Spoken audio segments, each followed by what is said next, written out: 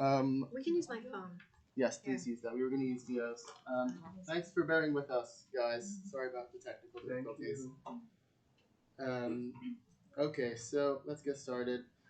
We're the Platypus Affiliated Society. So, the Platypus Affiliated Society was established in December 2006, organizes reading groups, public fora, research, and journalism focused on the problems and tasks inherited from the old 1920s to 30s, new 1960s to 70s, and post-political left 1980s to 1990s, for the possibilities of emancipatory politics today. Here at NYU, we run reading groups and coffee breaks. The reading group is on Wednesday at 6 to 9, and the coffee break is on Monday from 6 to 9. So today, this is the American Constitution of the Left, this panel we're holding, and the prompt for the panel is the following.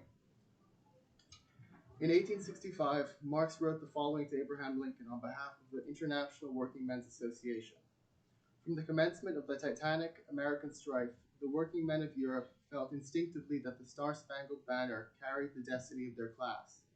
Marx conceived of America long after the ratification of the Constitution as a revolutionary society, a thriving democracy fit to represent the interests of the workers of the world. For the left today, the meaning of the Constitution is unclear. Some on the left consider the Constitution anti-democratic or elitist and call for a new Constitution adequate to modern capitalism, citing Donald Trump's 2016 election via an electoral college majority as symptomatic of these faults, while others consider the Constitution to be a limit set by workers over the power of the state, one that has defended the rights of citizens and workers alike and continues to do so to this day. What relevance does the founding of the United States have today? How does the Constitution stand in the history of democracy? What is a democratic republic for the left? How should Marxists relate to bourgeois rights? And now I'll introduce our panelists in order in which they'll be speaking. So first we have Dan Lazare. Dan Lazare is a journalist. He's in the middle there. Dan Lazare is a journalist who writes regularly for the Weekly Worker in London.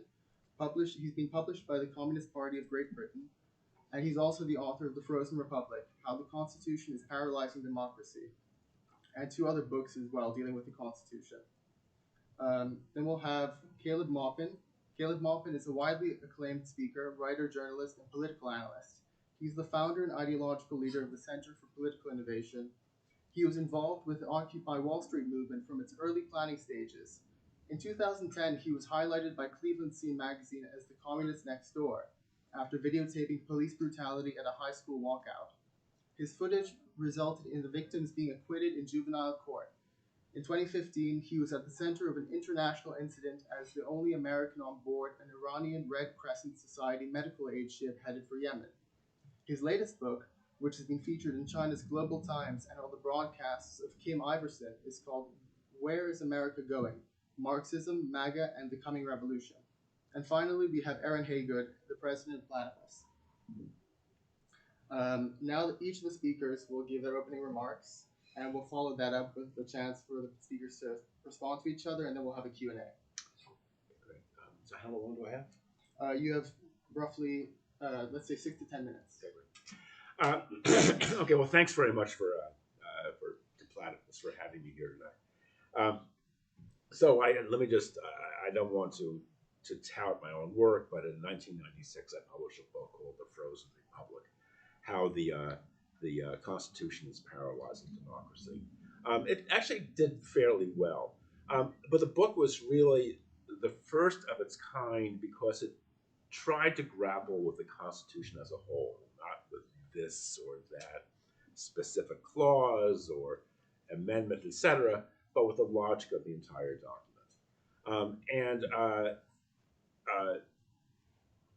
Essentially what I argued, and I think what the book was published in 96, and I think what the events of the last quarter century have clearly borne out, is that the Constitution is a disaster in the making.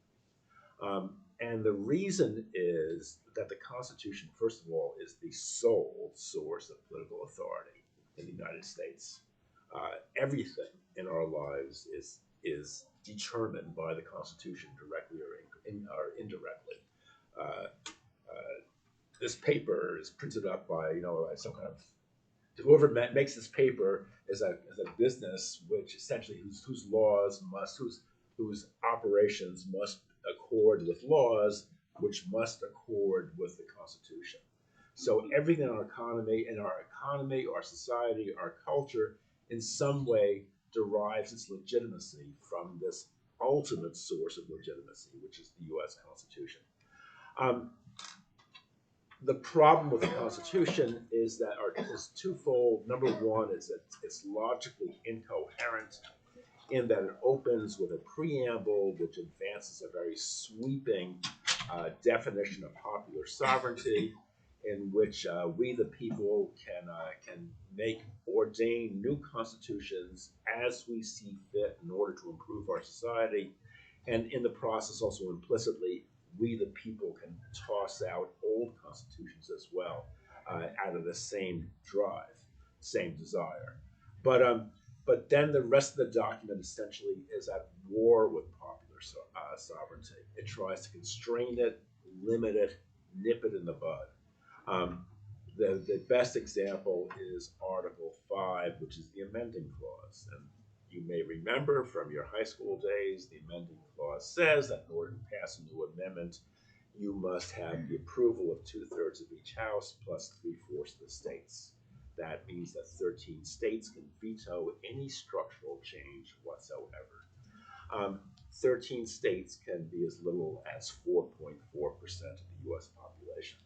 So essentially, there is a tiny, the Constitution enables tiny minorities to veto any desire for any fundamental structural change. So structural change is therefore impossible. And by the way, that 4.4% figure is steadily declining. So the U.S. has an 18th century constitution, which is more and more constrictive as time goes on, and therefore the society grows, structurally speaking, more and more conservative as time goes on. So the U.S., in a strange way, finds itself in the same boat as the Russian Empire or the Chinese Empire. These were vast structures that grew more and more rigid, constrictive, and conservative as the centuries wore on, until finally they completely collapsed. One in 1917, the other in 1911, I guess. And that is clearly the path the U.S. is on. Our politics have stopped working. What passes for politics in Washington is a complete joke. Checks and balances have totally broken down. We have warfare on Capitol Hill. We have government by character assassination. There's no policy making to speak of, because even when individual senators and congressmen try to make policy, it takes place in this completely anarchic atmosphere in which, double dealing, self-dealing, behind the scenes deals, etc., take over. And there's no possibility of any remotely coherent policy making emerging out of that process. The U.S., since I wrote my book in '96, since then we saw the impeachment of Bill Clinton. We saw the stolen election in December 2000. We saw 9/11 and the invasion of Afghanistan and Iraq, which were carried out by tiny little cabals in the White House with no public oversight to speak of, little public debate. We saw another stolen election in the sense that the Electoral College was able to override the popular vote in 2016. We saw an attempted coup d'état in 2020 or early 2021, and since then we've seen nothing but endless warfare. And the chaos is growing. The constitutional vice is tightening. The options for any kind of change within a constitutional framework are completely completely or nearing zero. We live in a minority dictatorship. We have a Senate, for example, which gives the same vote to Wyoming that it does to California. Even though the population differential between the two is nearly 70-1. The figures are astonishing.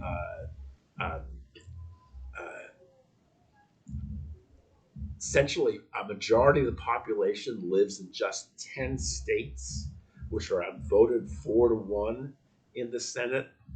83% of racial minorities live in those 10 states, and they are outvoted even more heavily. I think that the 60 the 60 votes needed for the 59 votes the 60 votes needed to break a um, a filibuster. I think a filibuster, the amount of filibuster is actually 41 states from as little as 17% of the population.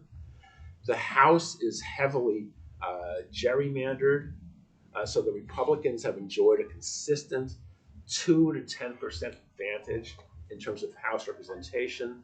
The Electoral College is leans very heavily to white rural states, and the Supreme Court, which is chosen by a president chosen by the Electoral College and jointly with the Senate, is now dominated by a 6-3 ultra conservative majority, which is apparently unbreakable for at least a decade.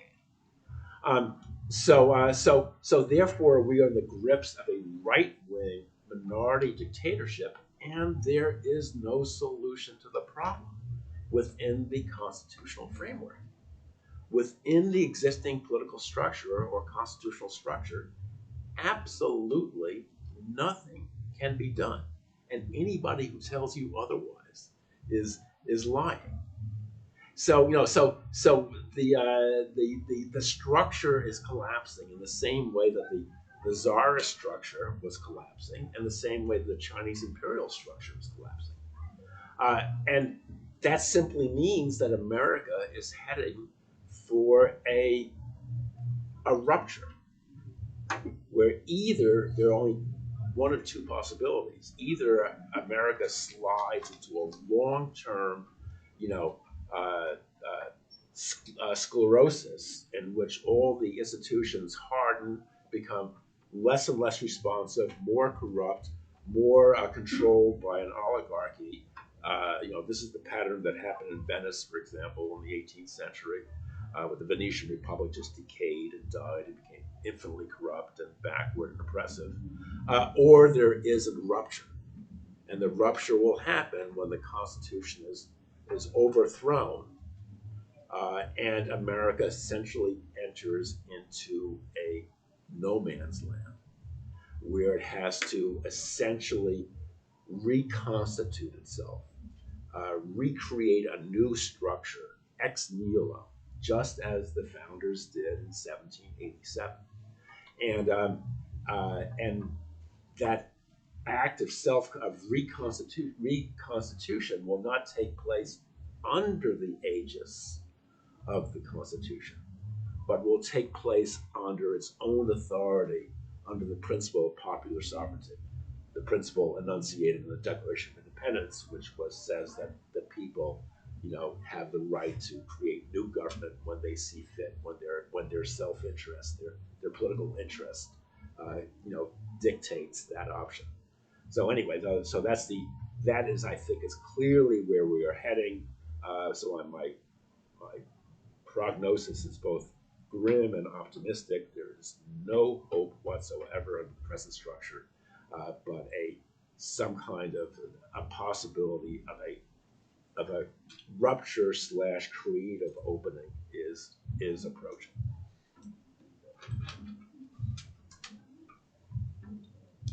Okay.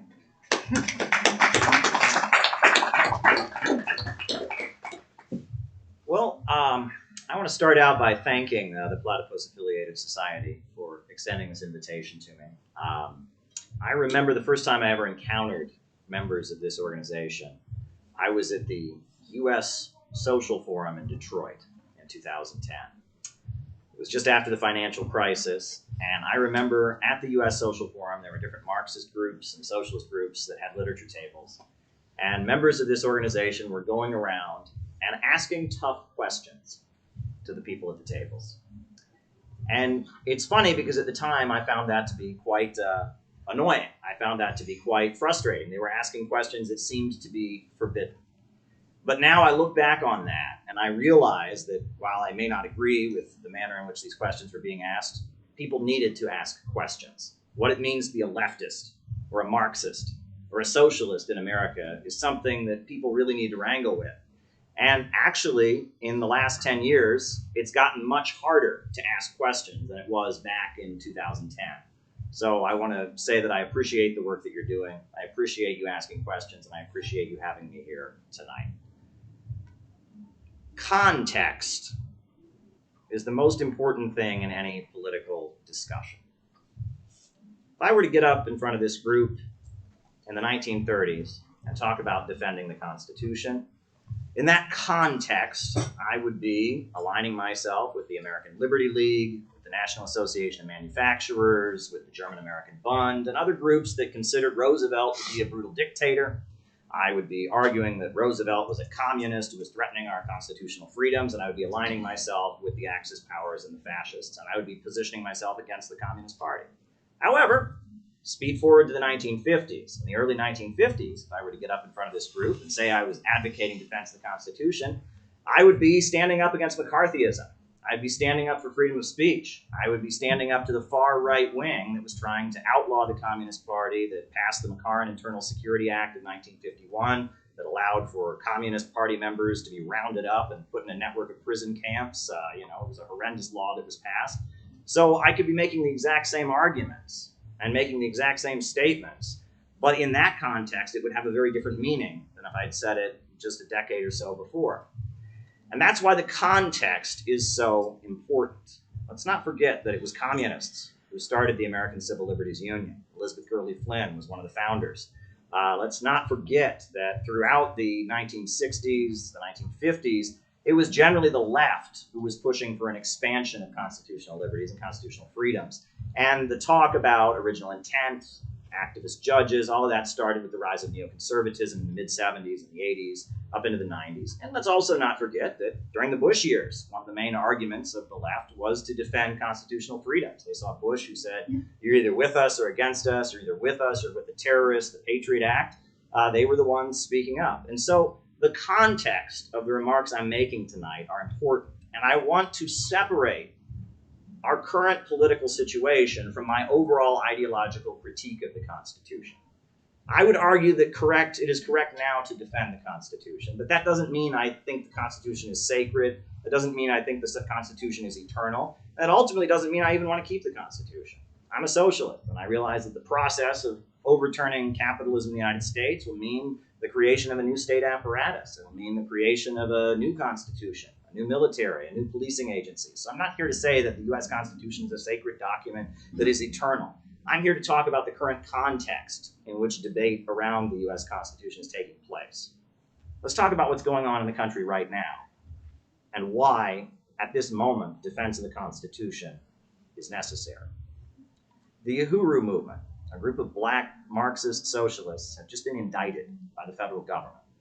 They are facing 10 years in prison on grounds that they spread Russian propaganda, and that they are sowing discord.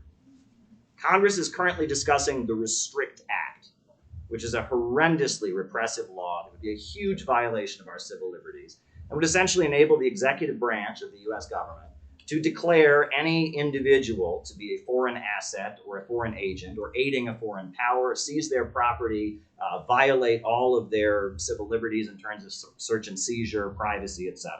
It's a very dangerous law. Julian Assange is rotting away in a British prison, facing extradition to the United States to be prosecuted under the Espionage Act.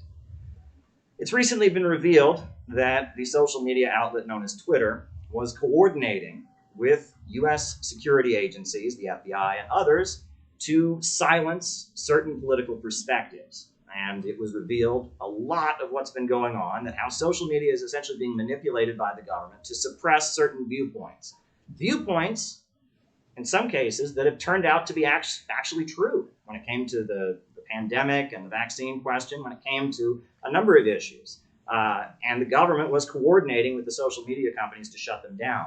The journalist Matt Taibbi testified about this to the U.S. Congress, and in response to that, he was sent a letter by a member of Congress threatening to jail him, arguing there was some inconsistency in his testimony and suggesting that they would bring criminal charges against Matt Taibbi for lying to Congress and putting him in jail for his testimony about this. This is the context of the debate about the Constitution. There is a movement in this country that is centered around defending Joe Biden, defending Kamala Harris, and defending the current administration. And their argument is the same argument that was used by the McCarthyists during the 1950s and the witch hunts. It's the same argument that was used by the Bush administration during the aftermath of 9/11 and the move towards the beginning of the War on Terror, which is their argument is there are certain bad people. And these people are just so bad that constitutional liberties and the Constitution itself needs to be put on hold so that they can be silenced. And the list of bad people includes a lot of bad people. Let's not joke about that. The list includes racists, sexists, but it seems to get longer and longer every day. Those who are spreading Russian propaganda, those who are asked questions about the trans issue, those who ask questions about vaccines, those who ask questions about any issue, immediately get added to this really long list of bad people. And it is therefore, because these people are so bad, and because their message is so dangerous, it is therefore the responsibility of the government to coordinate with social media to shut them down. And we now have the New York Times with their 1619 project that's gone as far as to argue that the entire purpose of the United States from the beginning was simply for slavery. The entire cause of the American Revolution is simply racism and slavery. So on that basis, we can just completely nullify everything. There's talk of the Supreme Court nullifying the Electoral College. There's talk of the Supreme Court basically throwing out all kinds of liberties. And the argument is that that's okay because there are certain bad people who stormed the Capitol on January 6th. They need to be silenced. They need to be shut down. And so therefore, the moral imperative is to get rid of the Constitution. And if you object, you are de facto an ally of these people, and you need to be silenced, and you need to be shut down. These are very dangerous terms of discourse. And if this is taken further, it could have very, very dangerous implications. The Restrict Act should frighten anyone who's concerned about civil liberties, and especially anyone who considers themselves to be a Marxist or a leftist or an anti-imperialist of any stripe. Dissent in this country has historically been suppressed by the powers that be. What I'm excited about is that there seems to be a new coalition emerging. And this coalition is very politically diverse. I was honored as part of the Center for Political Innovation to be a sponsor of the Rage Against the War Machine protests that happened in Washington, D.C. back in February. And at those demonstrations, you had leftists like Jimmy Dore, you had the Libertarian Party and the Mises Caucus as sponsors, you had Tulsi Gabbard, the former congresswoman from Hawaii, you had former Fox News hosts and contributors, you had Dennis Kucinich, you had so many different voices coming together and saying the way the country is moving, which is toward a low-wage police state at home and World War III against Russia and China, this direction that the country is moving in must stop. That the forces that have seized power in Washington, D.C., their stated purpose is to spread freedom around the world by tearing down any government that breaks out of the Western financial system.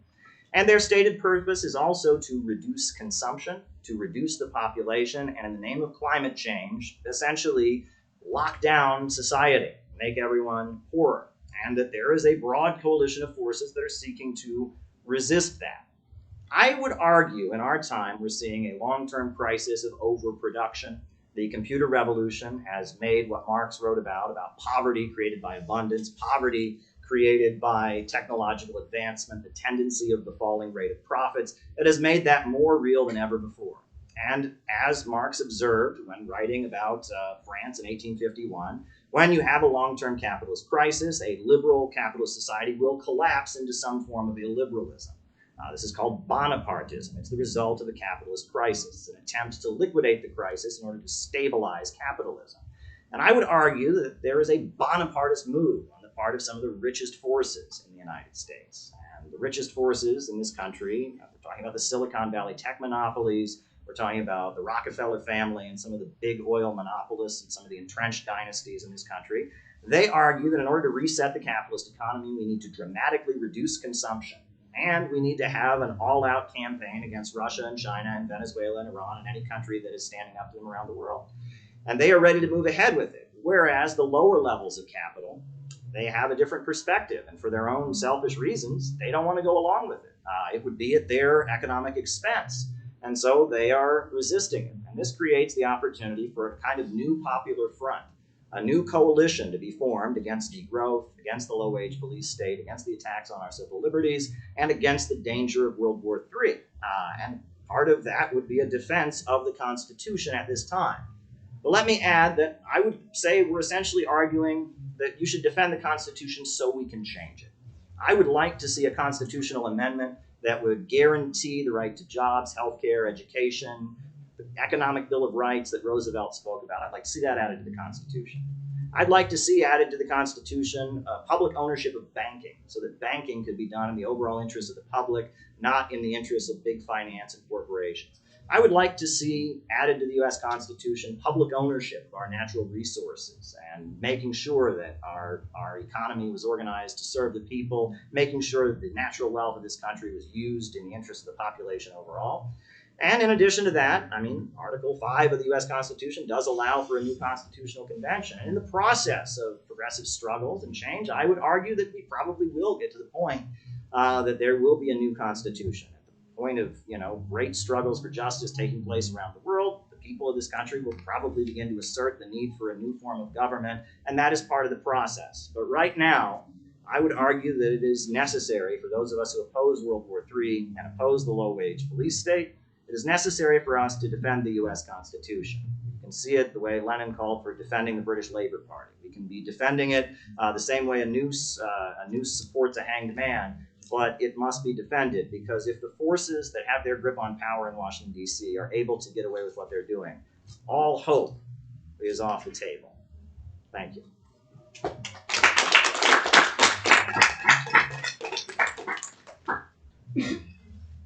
I want to start my presentation with just a few quotes that I thought were interesting. I hope they're not too much of a non sequitur. Oh, I'll speak loudly. I can. In the Principles of Communism, I don't want to join NYU guest. Sorry. In the Principles of Communism, Engels writes, "In America, where a democratic constitution has already been established, the communists must make the common cause with the party which will turn this constitution against the bourgeoisie and use it in the interest of the proletariat." Robert Frost in 1915 wrote a poem called The Black Cottage.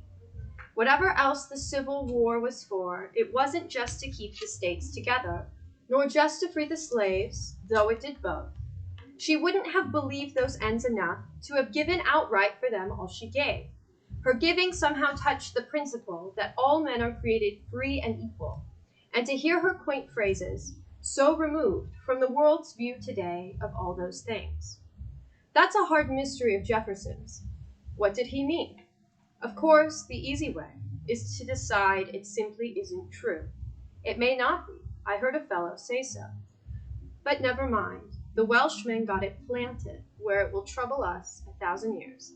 Each age will have to reconsider it." And then finally, in Should America Go Communist, Leon Trotsky wrote, "American Soviets will be as different from the Russian Soviets as the United States of President Roosevelt differs from the Russian Empire of Tsar Nicholas II.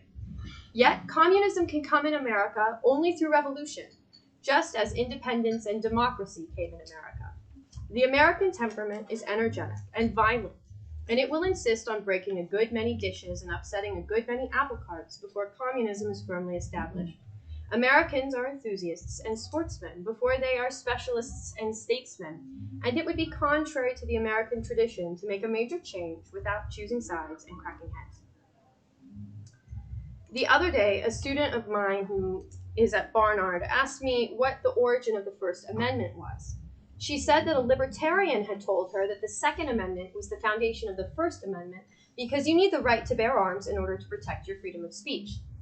Another student in her class, she said, had argued that its origin, like the whole Constitution, was the protection of slavery and the elite. I felt this was a good snapshot of how the Constitution is discussed today, in the context of its crisis. The deep state attack on the presidency of Donald Trump, the related criticism of the Electoral College raised by the left against him, the suppression of speech around the Ukraine war and the 2020 election, and questions about the meaning of the Supreme Court are all indicative of a broader crisis of the Constitution, raised in and through the crisis of capitalism. I tried to answer my students' question as best I could. The First Amendment, like all of the Constitution, is an objectification of the revolution itself. The ongoing crisis of the bourgeois revolution is a crisis of the Constitution. The American Revolution was organized by the complex public sphere created by the emerging bourgeois society. American opposition to the Stamp Act, for instance, which put a special tax on printed material, and the organization of the revolution through committees of correspondence are all indicative of this. From freedom of speech to the right to bear arms to the prohibition of quartering soldiers, the Bill of Rights is suffused with the experience of the American Revolution itself. But it is not just the Bill of Rights. Although the left in the 20th century has often bemoaned the separation of powers in the Constitution as the Constitution of the slaveholders and aristocrats, and I'm thinking here of Earl Browder, who I feel Caleb has kind of referenced maybe in a subterranean way. We can get into that later. We can find the origin of the three branches of government and separation of powers in the experience of the American Revolution. The Virginia Constitution of 1776, adopted alongside the Declaration of Independence, declared dissolution of ties with Britain and denounced the detestable and insupportable tyranny of King George III. I assure you, King George III had done very little to stop slavery in America, but he had levied numerous taxes on the burgeoning bourgeois class and used his colonial administration to suppress the emerging revolution on the continent. The division of powers was envisioned as a mechanism for forestalling the potentially oppressive qualities of government itself.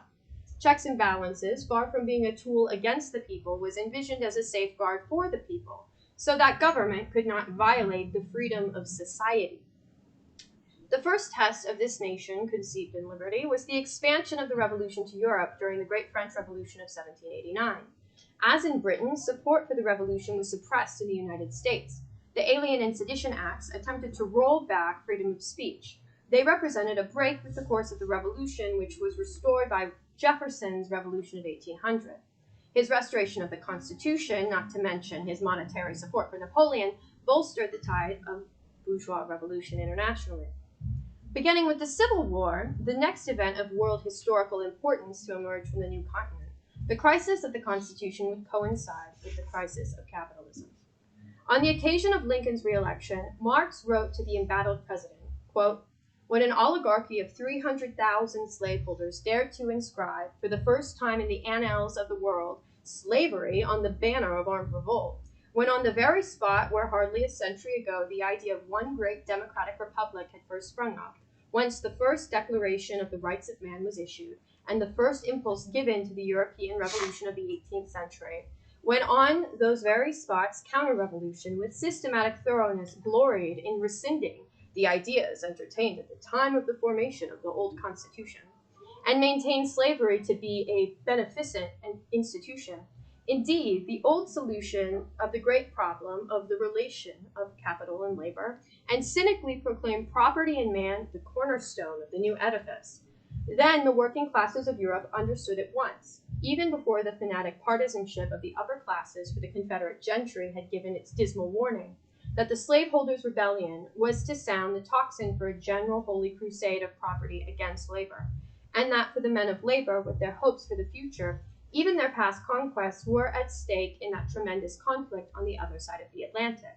Everywhere they bore, therefore, patiently the hardships imposed upon them by the cotton crisis, opposed enthusiastically the pro-slavery intervention of their betters, and, for most parts of Europe, contributed their quota of blood to the good cause." End quote. Marx saw that the Confederacy, in its opposition to the Constitution in the Revolution of 1776, represented a conservative solution to the crisis of society, a repetition and intensification of the problems posed already by the 1848 revolutions in Europe and the coup of Louis Bonaparte.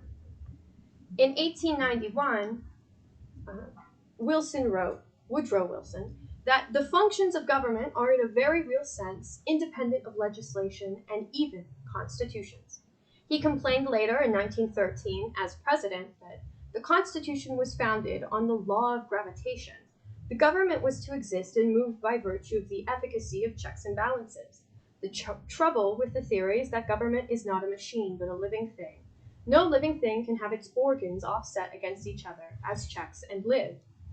The Constitution was, for the progressive Wilson, as later for FDR, an obstacle to progressive capitalism, and therefore an obstacle to his solution to the First World War and the international revolutionary crisis it occasioned. The language of insurrection inherited from the Civil War was seized upon by progressivism, not, as in the 1860s, to suppress the counter-revolution, but rather to suppress demands for socialism and criticisms of the First World War. Famously, it was used to imprison Eugene Debs for his criticism of the war and his support of the revolution.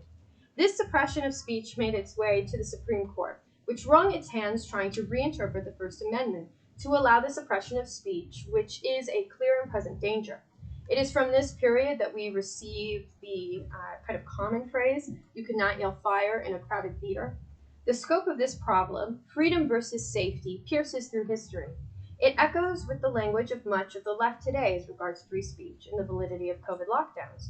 It also points back to Marx's own criticism of the 1848 French Constitution, which allowed for the rights guaranteed by that Constitution to be suspended in the name of public safety. Is this proof that the Supreme Court is arrayed against the proletariat? It is not so simple. In one case regarding a pamphlet written by supporters of the Bolshevik Revolution, Justice Holmes wrote that, quote, "If proletarian dictatorship is bound to win over the public, then it ought to be allowed to govern." And thus is contained the whole problem. What is democracy? The demand for the state and for the participation of the masses in the state is a violation of the self-understanding of the revolutionary tradition of the 18th century. The document issued from 1776 sought to protect from politics and from the state the revolutionary social body whose emergence it announced on the stage of world history. The demand for democracy and the repeating demand for universal suffrage is for Marx a symptom of the crisis of capitalism. This does not mean a symptom of the existence of classes or whatever else, but rather of the epochal problem of the transitional society. It is a category of contradiction, a phenomena of the coming of the bourgeois revolution into self-contradiction and crisis, and ultimately of the necessity of the dictatorship of the proletariat. When Marx called in 1864 for the proletariat to take up the political struggle, he sought to link the constitutional crisis of the American Civil War to the revolution that had begun in 1848, so that the unfulfilled bourgeois revolution may attain proletarian leadership. Socialism is not opposed to liberalism, but seeks to take up the desiderata of liberalism in its crisis. The proletarian revolution is not made against the bourgeois revolution, but rather to work through the unfinished tasks of that revolution in its hour of need.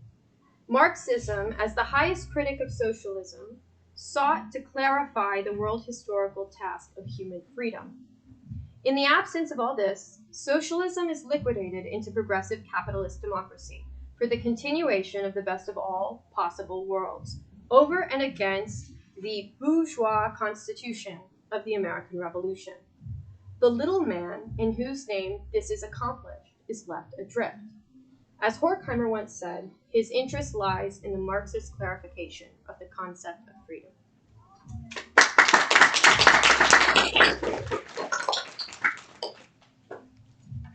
Starting with Dan, you get the chance to respond to each of the panelists. Okay, Keep great. it to like 5 minutes or so. Okay, fine. Let me start with Aaron. One problem I have with what you said is there's a too simple, too facile equation of the American Revolution with the French Revolution. The two were very different. The American Revolution was really a part, obviously, it came first by 13 years. And it was very much typical of the 1770s and the 1780s prior to 89.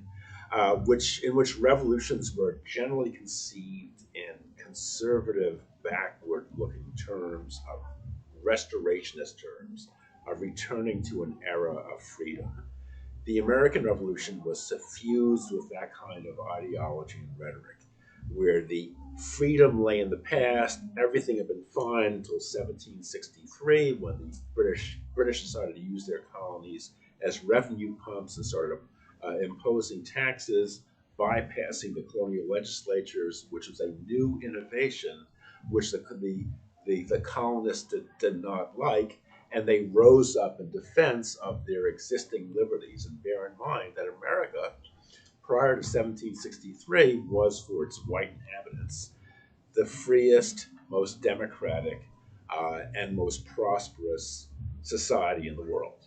Far more democratic than Britain, for example, far more democratic than France.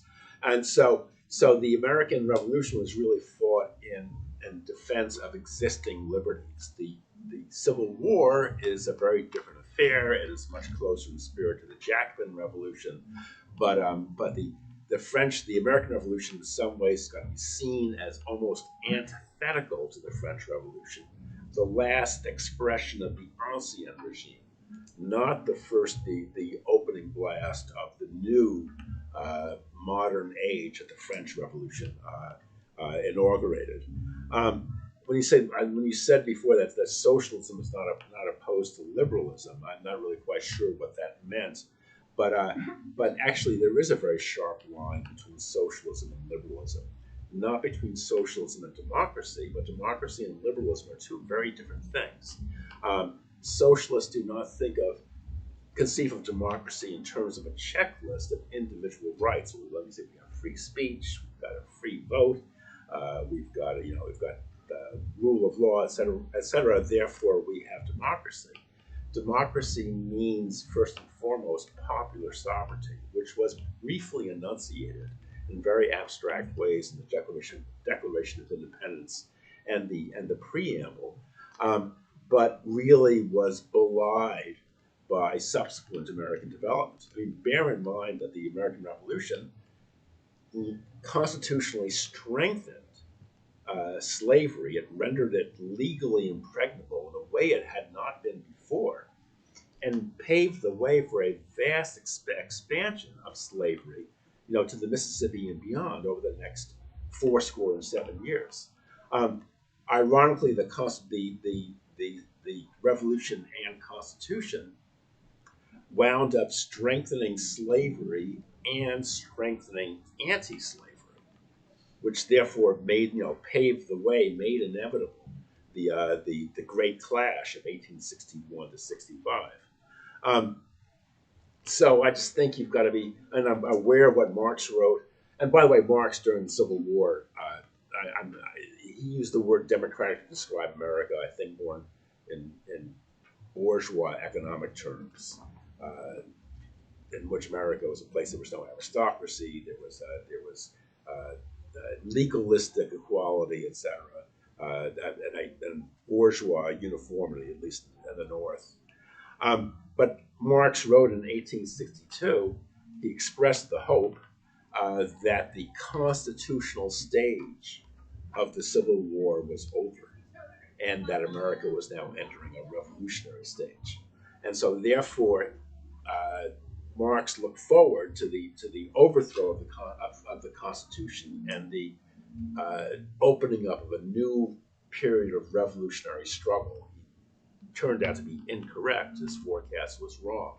But nonetheless, he saw a great difference between those two political approaches and epochs.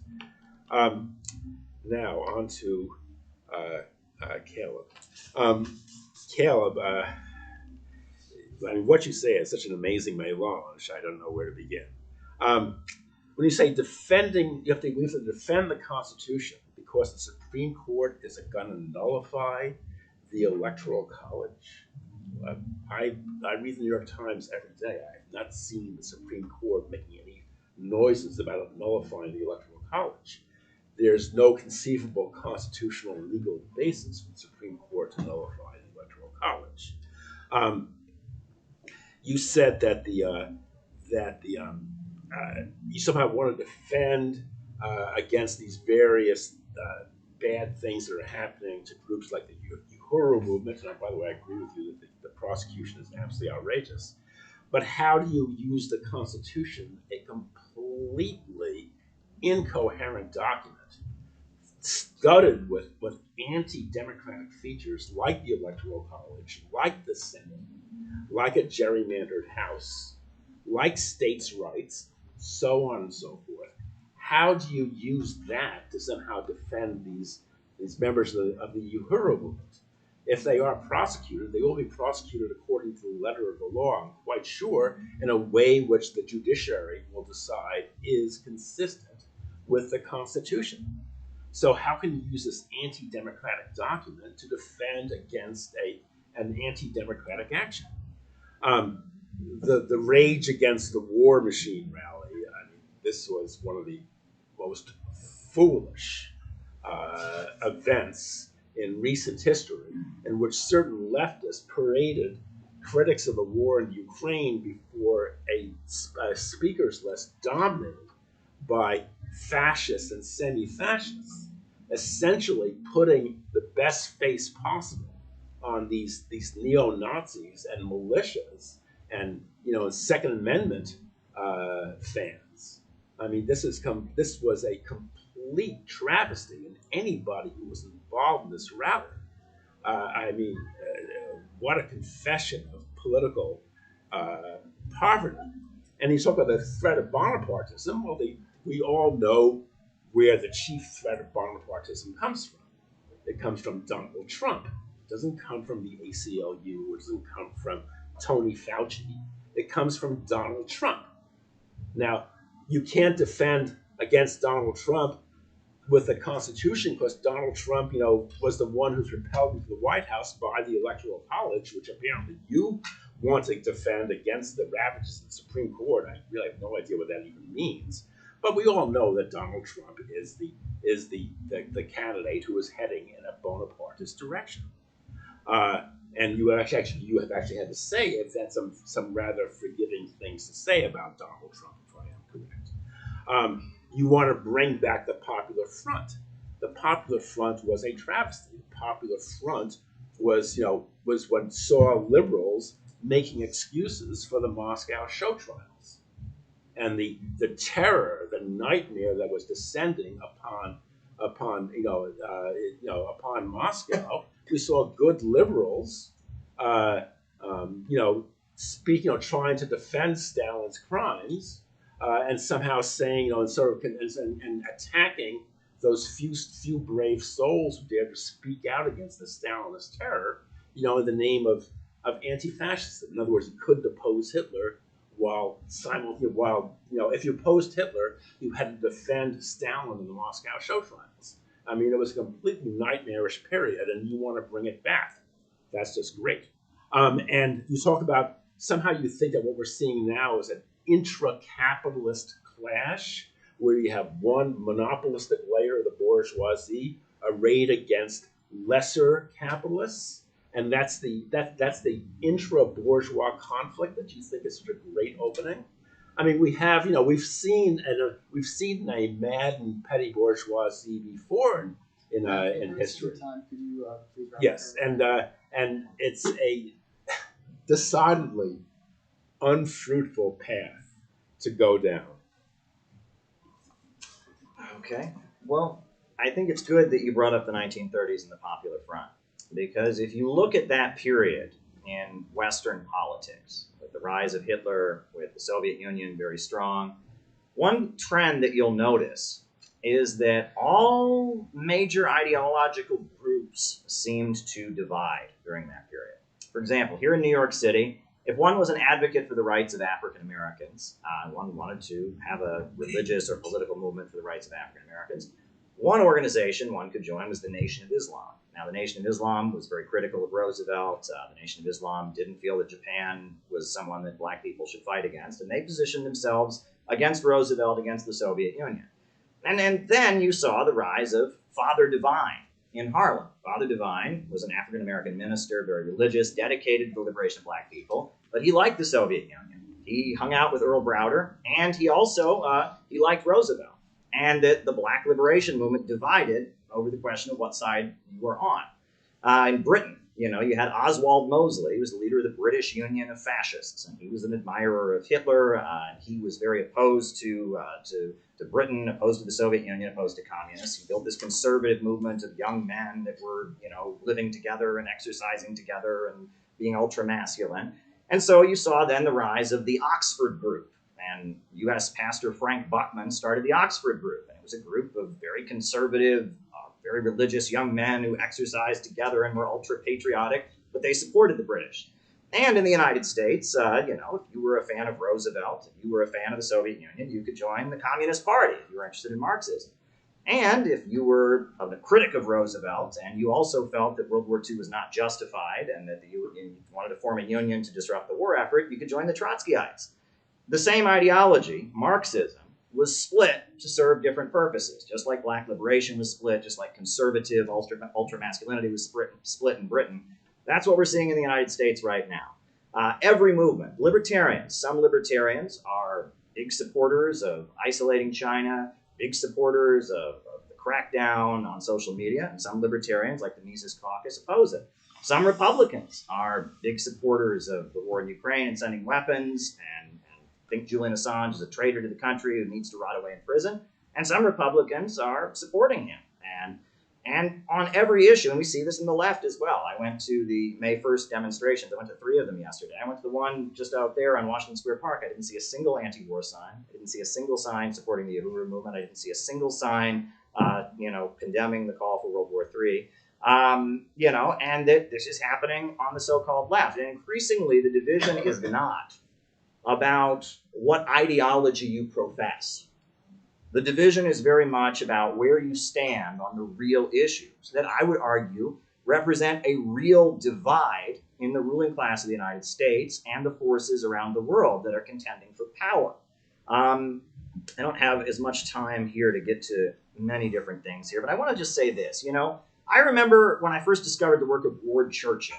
Right? Fox News was going after Ward Churchill, this top Native American scholar, and so I read his essay, Some People Push Back. And I, at the time, having grown up in a small town among conservatives, I thought it was a great essay. He was basically calling out how Americans are complicit and they don't go along with the crimes, they don't stand up and oppose the crimes of the U.S. government, and 9/11 was people around the world taking revenge on them or whatever. I thought it sounded so revolutionary at the time. And I look back on that now, and it's like if you look into Ward Churchill's history, Ward Churchill's career as the top American scholar really took off when he was the speechwriter for Russell Means. Russell Means was the leader of the American Indian movement, and Russell Means took a right-wing turn in the 1980s. And he went around the United States fundraising for the Contras of Nicaragua and arguing that the Sandinistas, the Marxists, were oppressing Native Americans, and that if you were an ally of Native Americans, it was your duty to help fund the Contra War and support Ronald Reagan. And Ward Churchill was his speechwriter and went with him to Nicaragua to write and make documentaries arguing the Sandinistas were oppressing indigenous people, and he went as far as arguing it was justified for indigenous people to take arms and weapons from the U.S. government in order to fight the evil westernized Marxists who were trying to take them away from their sacred indigenous ways. And Ward Churchill's argument that he got so attacked for by Fox News, arguing that average Americans are no good and complicit in the crimes of the empire, it seemed ultra-revolutionary at the time.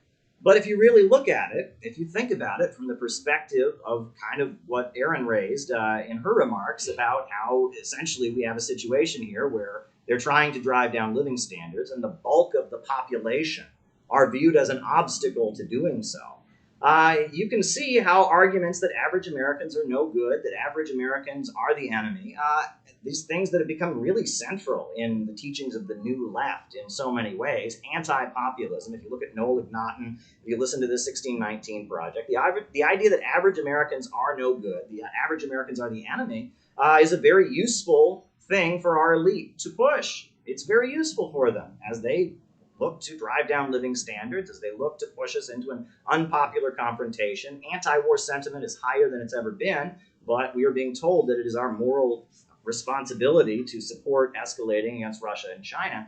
And that, so much on the left, we think that attacking the Constitution, burning the US flag, these kinds of things, we think that this is so revolutionary. It feels so revolutionary. But in essence, it's serving the interests of the elite that are trying to disempower average Americans. It's interesting. You quoted Trotsky's essay about should America go communist. I actually quote that in my new book as well. It's actually, as I'm a critic of Trotskyism, not a big fan of Trotsky, but of all of Trotsky's works, it's probably the best I would recommend.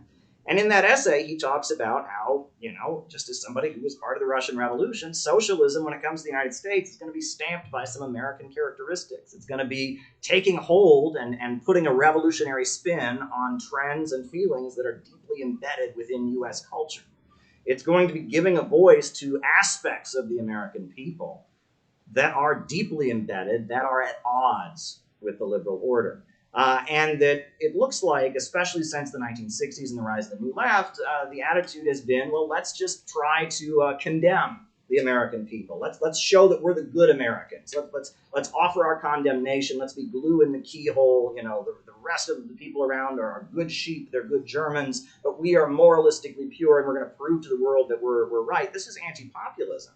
But if you're actually serious about thinking about how we could get a socialist society out of Western capitalism, you're actually thinking about how the crisis we're currently facing could lead to something better. If you're thinking about how the danger of a new world war could be prevented, and if you're thinking about the mass alienation among the U.S. public that gave rise to events like January 6th, how that could be harnessed for something good rather than simply justifying a crackdown, etc., you need to be thinking about how we can tap into the feelings that are there among the American people and channel it in a good, anti-imperialist, progressive, optimistic direction. Thank you.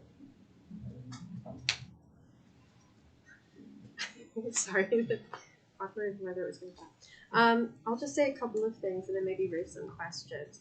Dan, I feel as though this, in way of interpreting Marx, where you say that he's not really talking about politics, he's talking about economics, it's a bit slippery. I mean, how do you deal with the fact that he does kind of speak explicitly about the question of the Democratic Republic and the crisis of the Democratic Republic in his time, and the fact that the Confederacy in America is aligning itself not only against the free proletariat, but also against the legacy of the American Revolution itself, and that he's calling at the same time in Britain for not just for democracy, but to win the battle of democracy, which I don't think is democracy versus anti-democracy, but the question of what the meaning of the demand for democracy and capitalism will be, whether it will be led by the proletarian revolution or something else. And then I do also just wonder about this hard division that you're making between the French and the American Revolution. I mean, can it really be said that the French Revolution had no vision of the past? I don't want to go for the cheap shot that they just dressed in togas, but beyond that, Rousseau also has this language of the restoration of freedom that's been oppressed by civilization. And I don't think in either the case of, America or France, that means simply a restoration of the past. It points towards the future. And I think that's why Marx says, well, the American Revolution was the first statement of the Declaration of the Rights of Man. And certainly Jefferson very much saw himself as an ally of the French Revolution and someone who was part and parcel of kind of the same historical trajectory. So I think we do have to kind of take up and at least try and understand why these people might have thought that about themselves.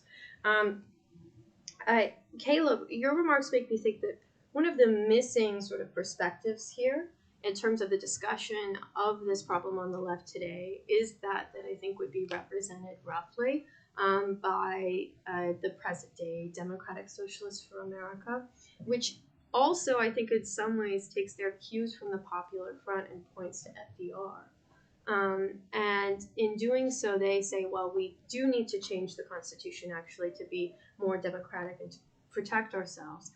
So what do you make of the fact that the legacy of the Popular Front can lead to such sort of diametrically opposed political viewpoints? And I do want to raise this question of the Popular Front more broadly.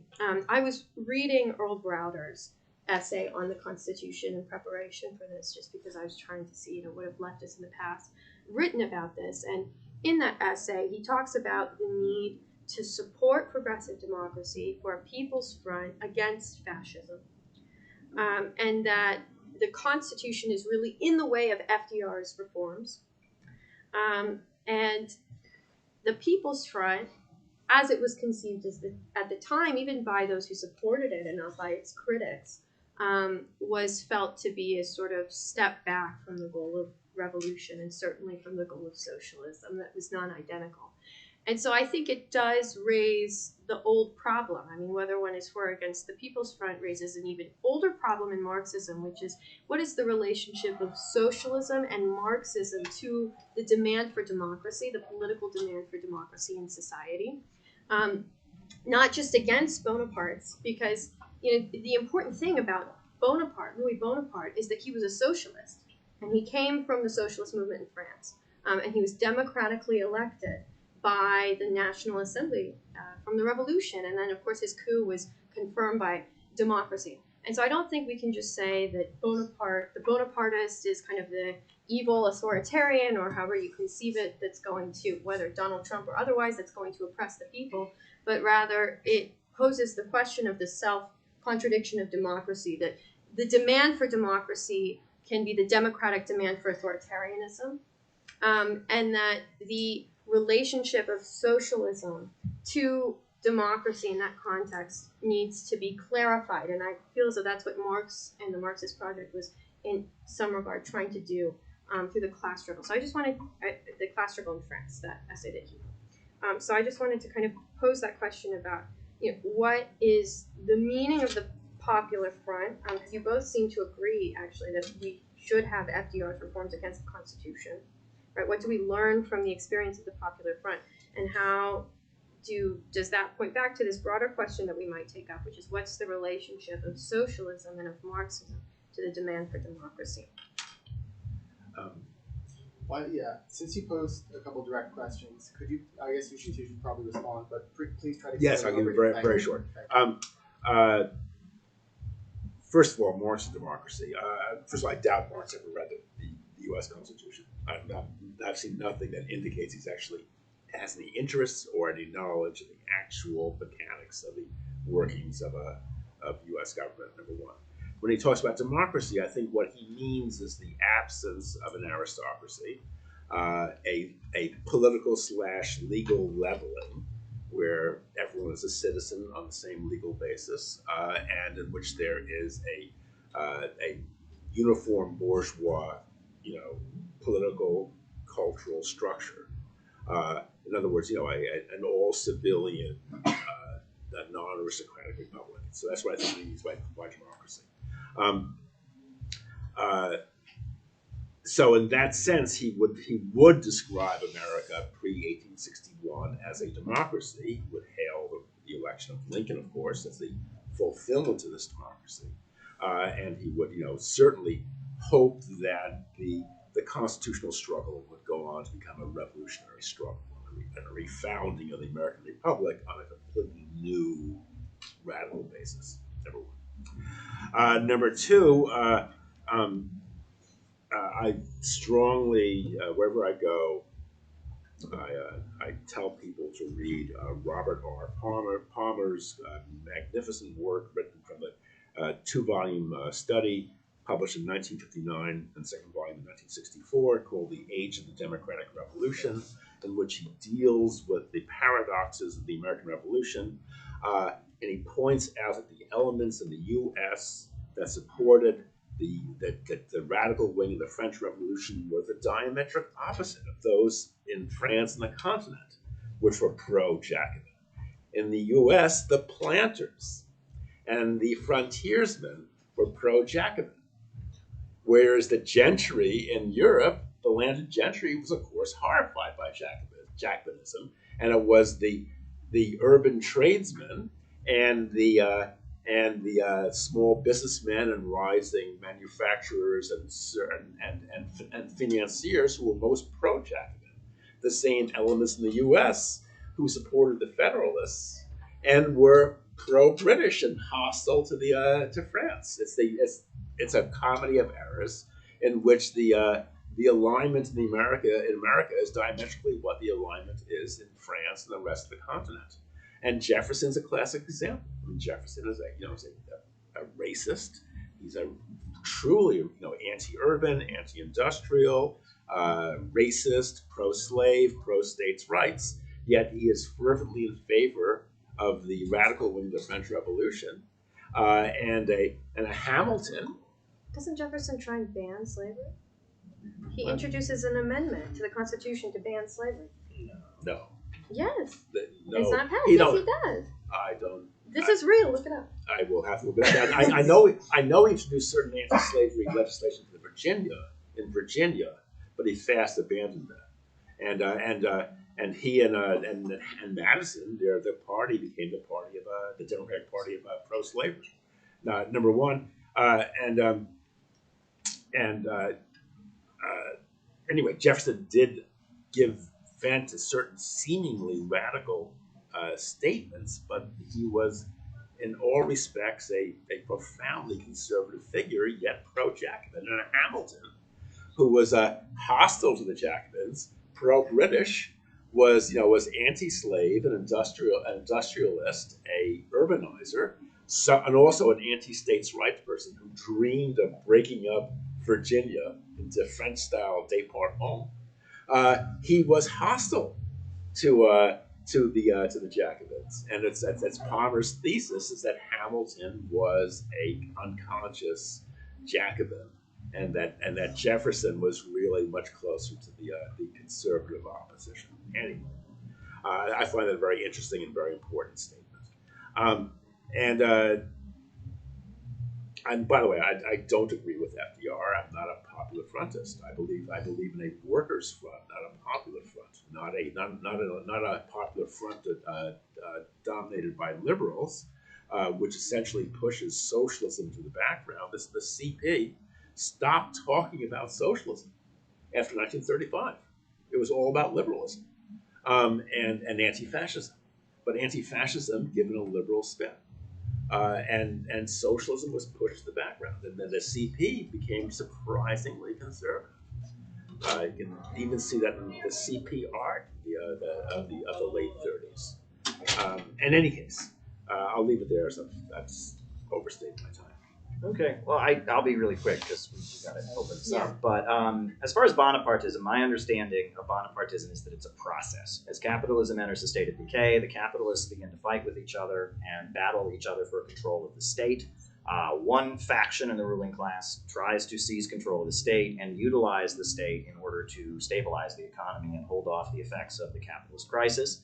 And then in order to do so, different factions emerge and they recruit working class people to be their foot soldiers. And they build a coalition outside of their own class to give them strength against members of their own class in order to impose their particular agenda of how to stabilize the capitalist crisis. And there are different factions contending for power, recruiting the working class. And what I put forward in my book is that basically it is out of these kinds of divisions where the working class is brought into politics by figures in the ruling class that the working class discovers its own interests and learns how to fight, and that every Marxist revolution we've seen in history has begun as a struggle within the ruling class between various Bonapartist contending factions, but that has then opened the door to the working class asserting its own interests. And that Bonapartism is the natural result of capitalism in decay. Fascism is one particular form of Bonapartism, but there's also progressive Bonapartism like Roosevelt, FDR, like Louis Bonaparte. I mean, he built a lot of railroads and hospitals, did a lot of things, but it wasn't socialism. That's what Marx points out.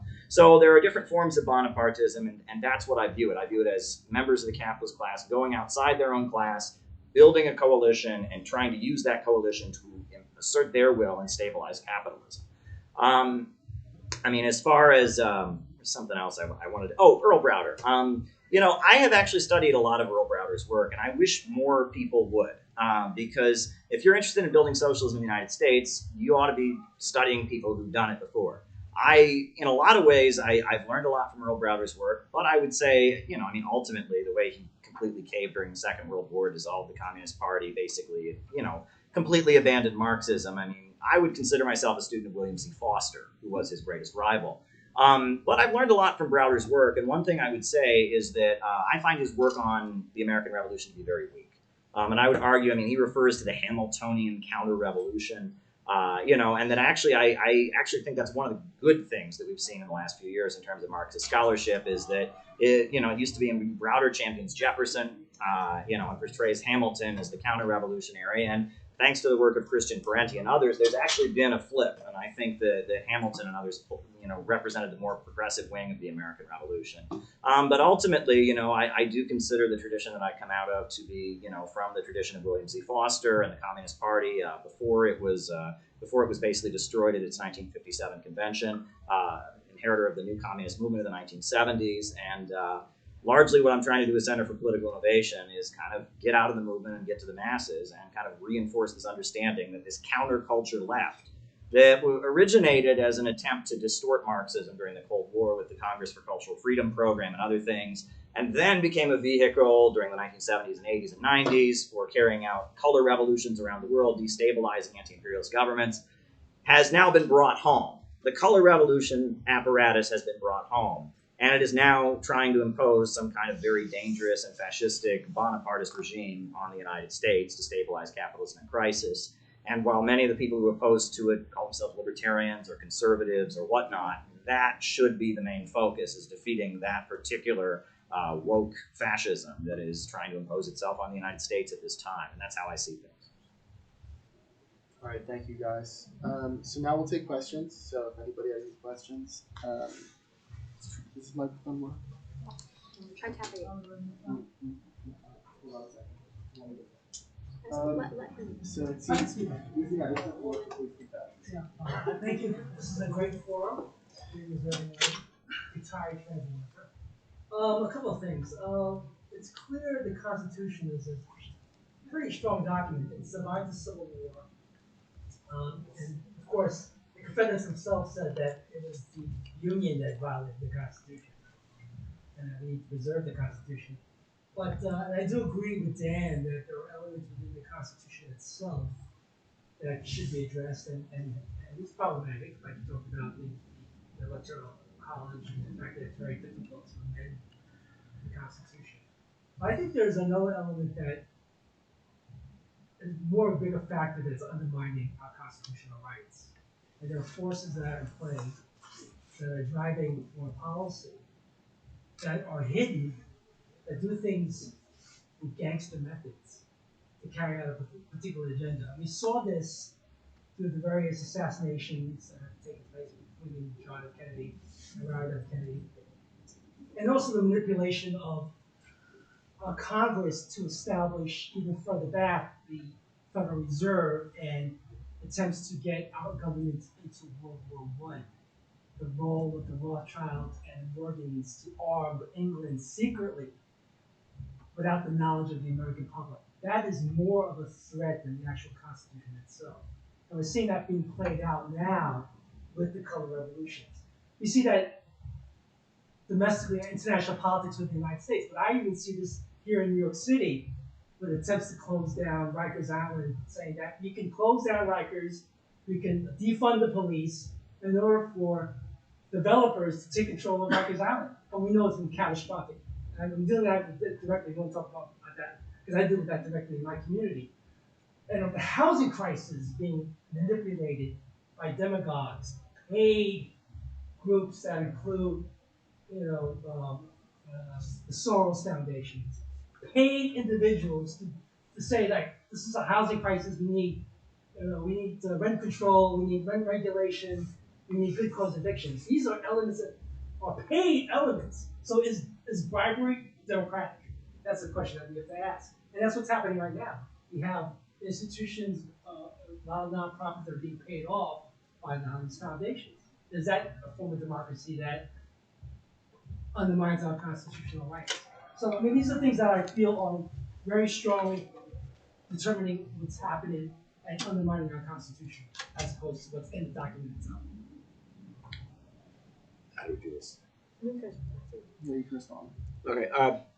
I agree with a lot of what you say, but I just point out that a period of democratic breakdown, where essentially accountability is vanishing, and the functions of government retreat behind closed doors out of the view of the people, this becomes a wonderful playground for all kinds of oligarchic forces to work behind the scenes, to spend money, to do favors, to obtain favors. Yeah, I mean, absolutely right. The more undemocratic it becomes, the less visible it becomes to the people, and the less accountable it becomes to the people. Of course, is the control of the media and the press. Yes. It's obvious. The amount of information that one gets is very much dominated and controlled. So you really can't have true democratic discussion because the amount of information, censorship is there. Yeah, the only thing I disagree with you when you talk about constitutional rights, I mean, what rights are we talking about? The right to shoot your neighbor's family because he objects to your shooting off your AR-15 in the middle of the night? I mean, is the Second Amendment a constitutional right we should defend? So my question is that constitutional rights we should talk about democratic rights, and those are rights which the people create democratically, not in 1787, but today in 2023, we decide what are the rights that we value, that we want to uphold, and that we will collectively defend. But I wouldn't include the right to bear arms in that category. I wouldn't include the right to free speech, the right to a free press, the right to one person, one vote, the right to sexual freedom, to bodily autonomy as much as possible within certain very broad parameters, etc. So I mean, it's up to us to create democratically those rights that we want to uphold and defend. So rather than constitutional rights, I would talk about democratic rights with a small d, by the way. I have no response. I think take more questions. All right, you have a question? Yeah. Thank you, and thank Platypus, and I'm very glad that we're thinking about the questions of the left in terms of history and American history in particular for us here. I think first of all, the word constitution is itself already ambiguous and a problem. Just to lift that document out and make it so central and so forth, because constitution also means the whole body of British common law and all of the Supreme Court decisions, all of the laws, even traditions and so forth. When we talk about the American Constitution, we're not just talking about those few pages. So that's just one thing to think about. I don't know if anyone here knows who Vernon Parrington was, but he was a historian of American literature, and he was a great populist. And he said that the discovery that the Constitution, in the narrowest sense, is a conservative document was the great discovery of the progressive era, referring to Charles Beard's book, The Economic Interpretation of the Constitution, which was published in 1916. And which demonstrated the extent to which the Constitution was a creation of debt owners, commercial classes, planters, and so forth. However, when I think about the history of the American left, which is in many ways glorious, when I think about the achievements of the American people, it has all been done with and, in a sense, through modifying the Constitution, in the literal Constitution. And I would think of three examples. First of all, when they put the Constitution in, it was opposed by the democratic forces, which were at that point with state legislatures and so forth. That was the anti-federalists, and they only got it through by the adoption of the Bill of Rights. And the Bill of Rights, of course, we all know that the Second Amendment is a problem, and reserving things to the states is a problem. But the Bill of Rights is fantastic. The proclamation, and it has been. Why are we able to have this meeting right now? Why can we say we want to overthrow the American government? Because the anti-federalists modified the Constitution. That is part of the Constitution. Those rights, freedom of speech, and so forth, are part of the Constitution. the abolition of slavery was done under the Constitution. When Britain abolished slavery, it recompensed the slave owners. We didn't do that. If we could take the slaves, if we could, how do you say, expropriate the slaves, we could expropriate the banks under the Constitution as well. There is nothing in the Constitution, that would prevent that. And we passed, especially, the 13th, 14th, and 15th Amendment, especially the 14th Amendment, which puts the force of the federal government to protect every individual's rights in every state and so forth, which is what the whole civil rights movement is based upon. I was in Freedom Summer. The whole idea of Freedom Summer was to force the federal government to uphold the 14th Amendment in Mississippi and so forth. And then finally, Roosevelt and so forth. Roosevelt's enemy was not the Constitution. Roosevelt's enemy was the Supreme Court, and only for a couple of years, and when a few people died, then we got the Warren Court. So the constitutional achievements of the New Deal are not only the fact that we can regulate business, which, they had argued under the Constitution you couldn't, but there was a constitutional revolution that said we can regulate business. Business rights are not absolute. Obviously, they're trying to push it back now, and so forth. But also criminal rights. Making sure that everybody had a lawyer. Desegregation, voting rights. That was all part of the achievements of the Warren Court, which was something that the New Deal accomplished. So these are three really kind of incredible moments: the Anti-Federalists, the abolition of civil war, the abolition of slavery during the Civil War, the violent abolition of slavery during the Civil War, and then the New Deal revolution, which extends into the 60s, and the Warren Court. These are three moments in which the Constitution, our Constitution, was modified in a positive direction. Well, I would say I agree with a lot of what you said, and I agree with a lot of what you said. So. And I also, I do agree with Dan to some extent. The Constitution isn't magic, all right? The Constitution isn't like this sacred, holy document that if we change it, oh my God, this is our, we get it, right? But at the same time, I think, in some of Dan's remarks, he said that he didn't see a division within the ruling class, and he saw the Bonapartism coming from Trump. Trump is down for the count. I mean, those folks are bleeding out right now. I mean, those folks are, in terms of the security state and the apparatus of government and the media. I mean, Tucker Carlson just got removed from Fox News, and I mean, it's like we're at the point that most of the Republican camp is against him, and that I mean, yes, he's clinging to the grievances of a very large section of the U.S. population that is alienated from U.S. society. But in terms of within the government apparatus and within the policing agencies and even within the Pentagon, he's quite weak.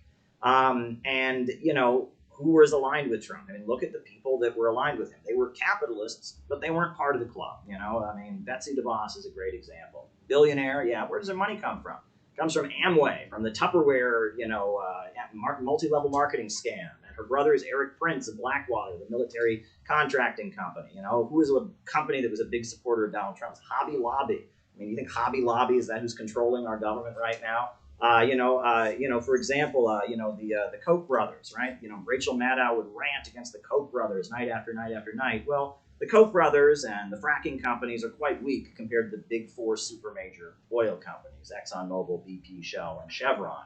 And that Trump, to some degree or other, represented the lower level capitalists who saw Obama as cutting into their interests and trying to stabilize the U.S. economy in the aftermath of the financial crisis and imposing regulations that would benefit the ultra monopolies and crush them. And that while Trump's rhetoric certainly appealed to anti-immigrant bigotry, said many things that were reprehensible, at the end of the day, Trump's presidency was largely defensive. He came in to try and protect the lower levels of capital from the big monopolies and their particular agenda of trying to stabilize the United States during a crisis. And at this point, if you look at the way things are playing out on the global stage, the ultra monopolies at this point, I mean, you talk about the Great Reset and the World Economic Forum, they have a vision for crushing Russia, crushing China, crushing the Bolivarian countries, crushing the axis of resistance, but also crushing the lower levels of capital here at home. And that creates the opening for a united front. You look at the Chinese flag. What does the Chinese flag stand for? It stands for a popular front, right? You have the big star, that's the Communist Party, but then the four other stars are the block of four classes that the communists unified against the Western imperialists, against the big ultra monopolies that dominate the planet. The workers, the peasants, the middle peasantry, the small farmers, and the national bourgeoisie. And there's a potential for a block of different classes, or a block of resistance, an anti-monopoly coalition, is what William Z. Foster called it, to be formed in the United States right now against the drive for World War III, against the suppression of civil liberties, against tech censorship, and against the big monopolies that are behind all of this. Sure. Okay, well, I just want to ask, I mean, so we're all just okay with ditching the Second Amendment? I mean, I wonder what you guys would think of somebody like Rosa Luxemburg, who thought that, you know, the proletariat needs to arm themselves. And, you know, people always say stuff like, what's your arms going to do against a nuclear bomb? I mean, let's be real. It's not about fighting the war apparatus of the state. It's about things like the cops. It's about other armed militias in civil society. It's about the right to organize oneself for revolutionary action and also to defend oneself. And by the way, the Second Amendment doesn't give anybody the right to just shoot people with impunity. That's, I think, a bit ridiculous.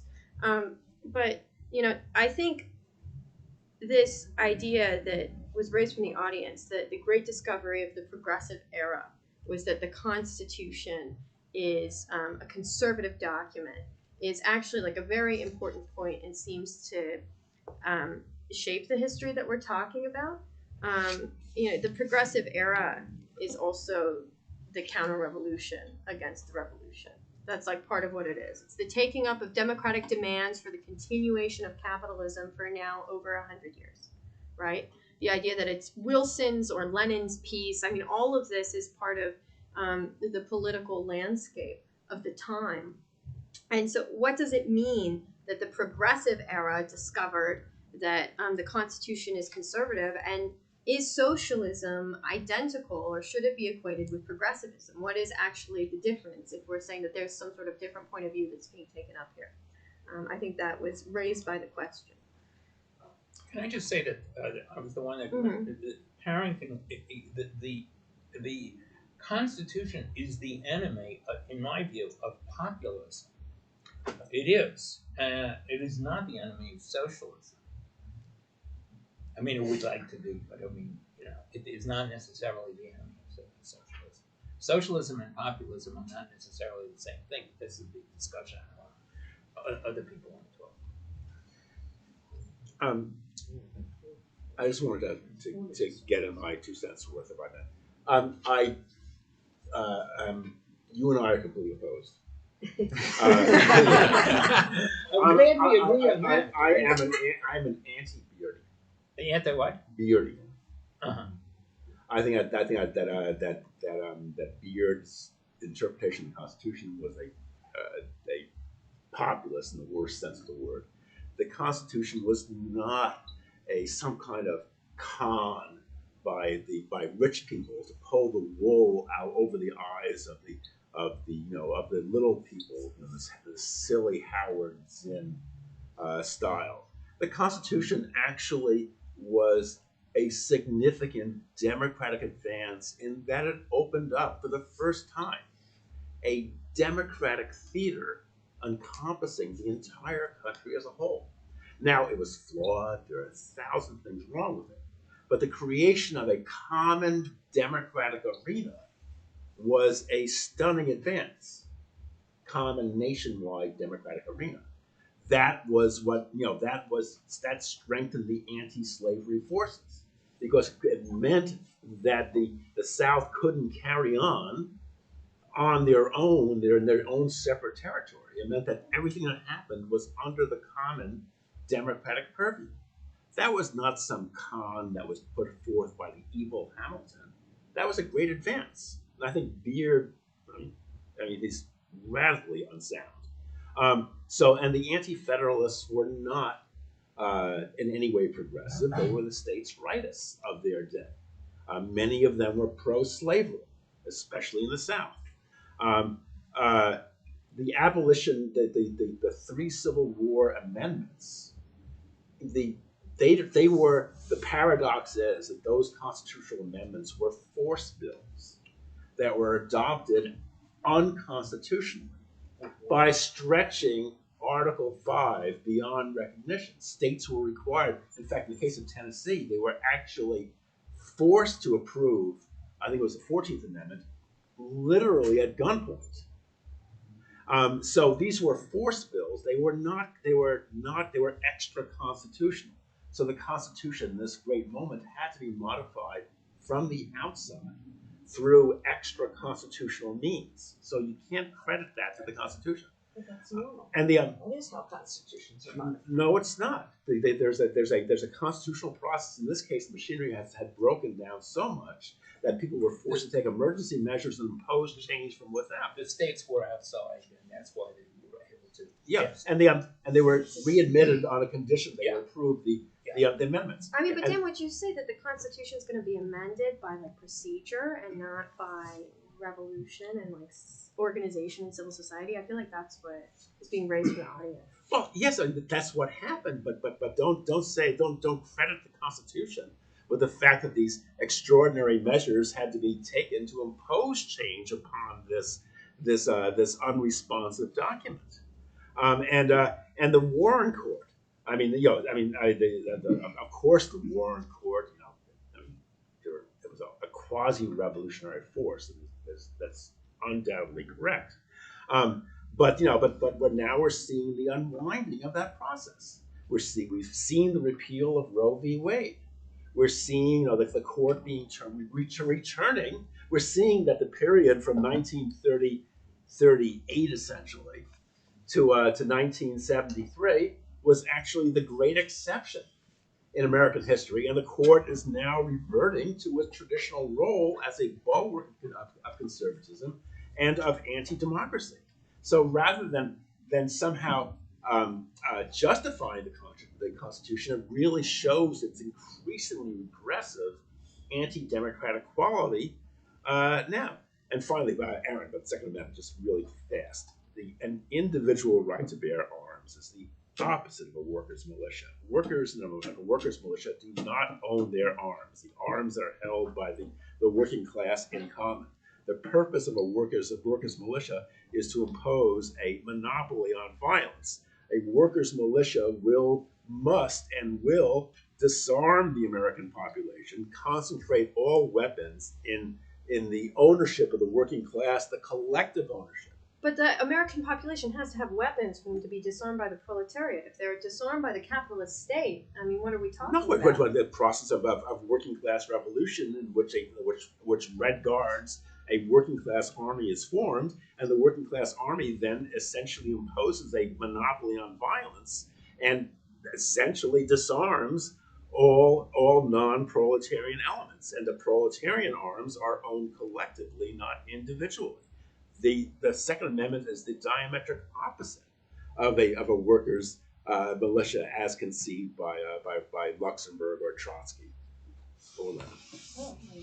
Maybe I'll just chime in on that a little bit.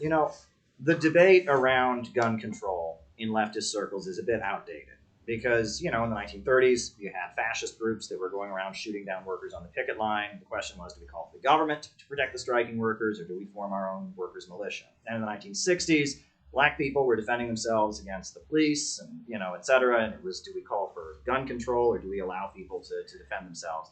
The mass shootings of today are not fascist militias. The mass shootings of today are not the context of the 1960s. And, I really empathize with parents who are afraid that they're going to get the call that their child came home from school dead, right? And so I don't want to go around screaming from the heavens about the workers' right to own guns and et cetera. But at the same time, this notion that the capitalist state is going to keep everyone safe is quite an illusion. This notion that somehow, this notion that somehow,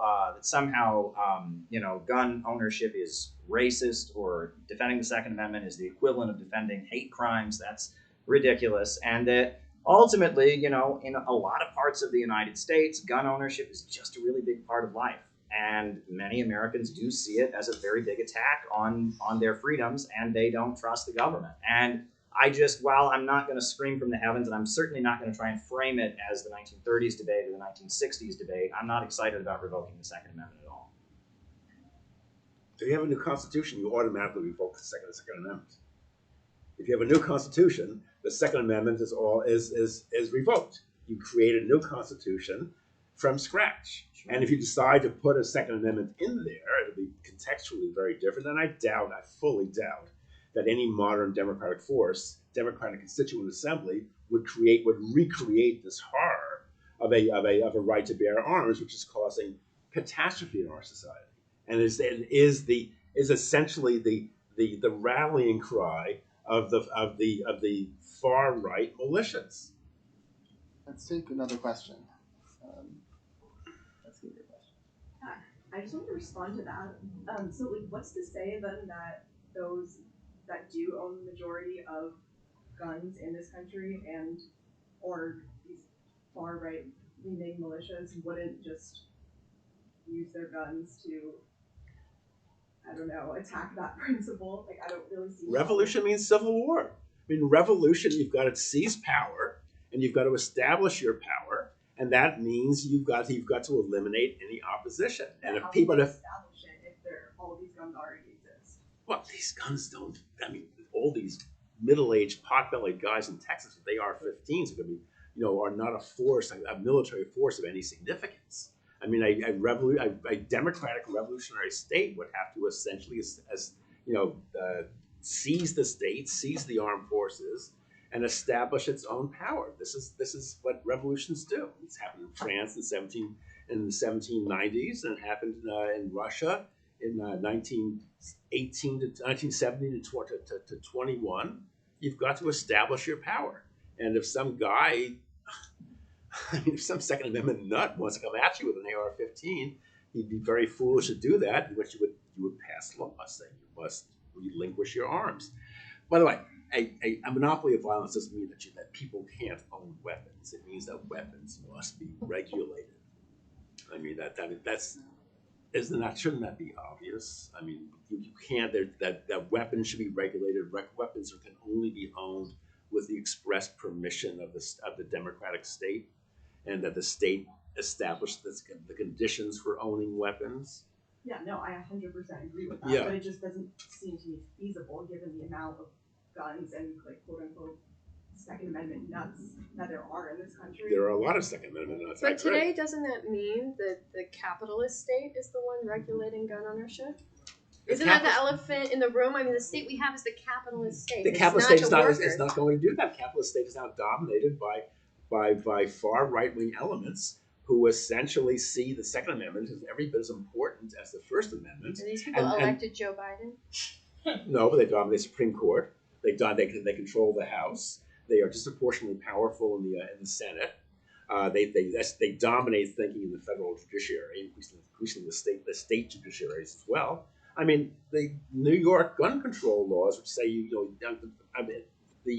the courts are about to impose a Texas-style free carry law in New York, where you have a constitutional right to carry a 6-gun onto the subway. And if someone looks at you wrong, you know how to take care of it.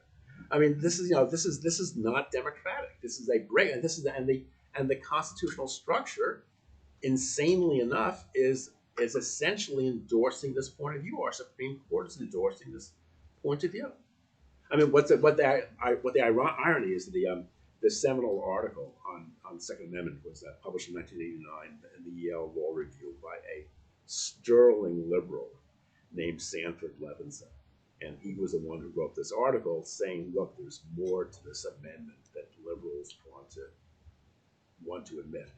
And that essentially started a revolution in which we now know that the right to bear arms, the individual right to bear arms, is deeply ensconced in this profoundly reactionary pre-modern document known as the U.S. Constitution. I need to say something quickly, which is what you just said about revolution meaning civil war is something I vehemently disagree with. I believe that responsible revolutionaries historically have always advocated a peaceful transition to proper democratic procedures. If violent revolutions break out, that is because the power structure has broken down democratic rights to the point that people have to defend themselves. The Bolshevik Revolution happened I because totally agree. of the Kornilov reaction. Mao Zedong wanted a coalition government with Chiang Kai-shek, and that there's nothing more anti-populist, anti-working class than going around advocating that people's country be torn apart by civil war. We should advocate a peaceful transition to socialism. If the ruling power structure won't allow it and people are forced to defend themselves, that's a different situation. But, especially in light of all the allegations and stuff floating around about violent revolution and foreign subversion and all that, we must be abundantly clear. We advocate a peaceful and democratic transition to socialism. Absolutely correct. But we also recognize that a socialist revolution means the socialist transformation of the state, and it means that we take the state apparatus we place it under socialist control, which includes a military, etc. And the first duty of that apparatus is to secure the revolution. Now, of course, you're absolutely correct. It's the right wing which will be violent, but the revolution will be forced to defend itself. But the revolution will be forced to establish a monopoly on state power, and that monopoly on state power means a monopoly on armed force. Well, I'll just tell you this. In Libya, during the counter-revolution backed by NATO and Obama, Gaddafi's socialist government was so popular that they were driving through the streets just handing guns out to the population to defend themselves. And the only way the so-called rebels were victorious is because they had foreign backing. Gaddafi and his socialist government was popular they could arm the Gaddafi population. was not a socialist. Anyway. Well, Islamic socialism. Read the Green Book, the first book the Center for Political Innovation published. So there you go. Let's get this question. Aaron? Aaron, you. Michael's had his hand up for a long time. Take two questions at the beginning. Yeah, see both questions. So Aaron first, then Michael. Sure, I guess my question, I think it's come up several times in the panel, has been the Popular Front. I know, like, for example, Earl Browder in the 30s Communist Party already said communism is 20th century Americanism, or that would be the other way around.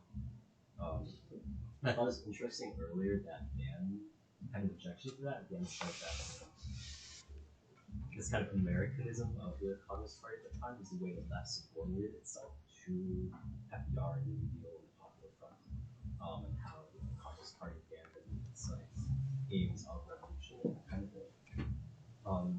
I know also, because Kale talked about context in the New Left and aftermath of the New Left, a kind of like anti-liberalism is the way the left ends up sort of subordinating itself to the progressive liberalism of its time. And so I guess like maybe like the larger question is kind of like progressivism, kind of the way that the discontents of capitalism emerge, and how if like the Constitution is an 18th century document, the bourgeois revolution is something that preceded the Industrial Revolution, and so the way that this kind of gets taken up in the progressive age era, Industrial Revolution, becomes much more advanced. The tradition of the revolution is taken up in the 40s. And so I just wanted to ask, what is the relationship of the Marxist left to the progressive capitalist politics, and how exactly does the tradition of the bourgeois revolution kind of fit into this? And yeah, the Marxist. Is that directed at anybody? Or you want I mean, I kind of want you to answer to just curious about your mind. Let's get Michael's question as well. Right, Please speak up a little. Yeah, my question is specifically related to the question of democracy and its relation to socialism. And that it also touches a little bit on this idea of bonapartism that you mentioned. So one of the, sorry, I'm not too clear with the names, but some mention that bonapartism is this elitist fights with each other using the middle lower capitalists as fodder to fuel their fights, and then usually out of that, the lower workers realize that we have potential for other, et cetera, et cetera. But as I have learned out of this, bonapartism is specifically a crisis of democracy. That it is the workers asking for, is workers demanding liberalism. That is like, well, just to clarify better, that is part of the crisis of the Constitution that I think Aaron was pointing out, that being the crisis of feudal society, that I think generally that the Constitution was written in the spirit of classic liberalism or whatever. And so when we look at the failures of classic liberalism, we see like that is where the potential of the Constitution ends, where the failures of liberalism begin. Right, slavery, black suffrage, et cetera, and all those issues. And so one of the key issues that I think is helpless pen is like you're arguing democratic revolution, et cetera. You're arguing democratic constitution, et cetera, and they both mean entirely different things. And so the issue in and of itself that I think that Marx and Engels were pointing out specifically with democracy as the mechanism or the tool for the tool for bringing about socialism also points that the Constitution to the left perhaps is specifically also a tool, not in the sense of like the sacredness that we try to imbue it with, but if you recognize socialism as a continuation of the bourgeois revolution where it failed, then that is how the tool has managed to be used politically. And one of the things we're not mentioning is it's not exactly what the popular sovereignty is, because Marx and Engels specifically talk about the problem of democracy in that case. It's the conversations that are had within democracy that shape it to be within this capitalist context. Whether we have democracy as a democratic constitution or as a democratic revolution, so long as it is within the capitalist order, it is the same capitalist democracy that we have now. And so the issue specifically isn't, are we having a democratic constitution, or is everyone participating, blah, blah, blah, popular sovereignty, because we're not really tackling what is the constitution to, as the question of the first question of what is the Marxist position on the role of the constitution in furthering the goal of socialism as you believe Marx understood, as you understand it, etc. Should I go? Yeah, go ahead. Okay. To the first speaker, first of all, the Popular Front was an alliance of communists with a capital C and liberals in support of Roosevelt and in an attempt to forge a broad alliance with liberals against fascism. Trotsky counterposed to that the idea of a workers' front, where the working class steps forward and opposes itself to liberalism and fascism, and says you can't fight fascism with a rotten liberalism, because the breakdown, the collapse of liberalism is what's laying the basis for fascism. Remember, in Germany in 1933, it was the centrist parties, the liberal parties, which made Hitler chancellor, believed they could control him, but they handed power to Hitler, even at a time when his electoral support was actually declining. So so it was the liberals who handed power to the Nazis, and you would need a workers' united front based on the working class, which is the great majority of the population, putting forward a program of revolutionary socialism and revolutionary democracy. And revolutionary democracy means it doesn't mean the fragmented semi-democracy we have now, checks and balances, a Senate, a House, a Supreme Court, etc. I mean, to put it in purely mechanical terms, it means a single revolutionary assembly or constituent assembly, which is a historical correct term, elected by one person, one vote, on the basis of proportional representation, with total power to revamp society from top to bottom. If the constituent assembly says, for now on, you will hold your fork in your left hand rather than your right hand, that is the power of the constituent assembly to do that. Of course, there's no reason it would, but its power would be unchecked. Its only power would be its only check would be its own judgment as to what constitutes democracy. And the bourgeoisie will never grant that kind of democracy, because it doesn't want to hand power to the great majority of the population that is the that is the working class. And consequently, they want to see popular power broken up, pitted against each other, through checks and balances, and therefore self-nullified. But socialists stand for a revolutionary democracy in which society in general, led by the working class, is able to completely reconstruct society from the very ground up. And not only society, by the way, but economics, culture, morality, science and philosophy, etc. So that's the kind of revolution, and we want it on a global basis as well.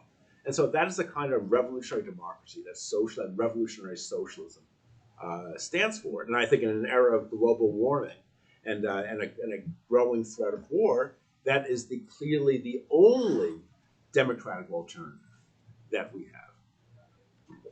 I'd like to say that I think the Popular Front, as critical, and there's room for criticism of it, absolutely, but it was the period in American history where Marxism and communism had the greatest influence. And it's also the period of the greatest victories for our working class. And that, yes, it was an alliance, because there was a Bonapartist struggle in the ruling class, an alliance with the Roosevelt coalition against the National Association of Manufacturers, against the allies of the Axis powers.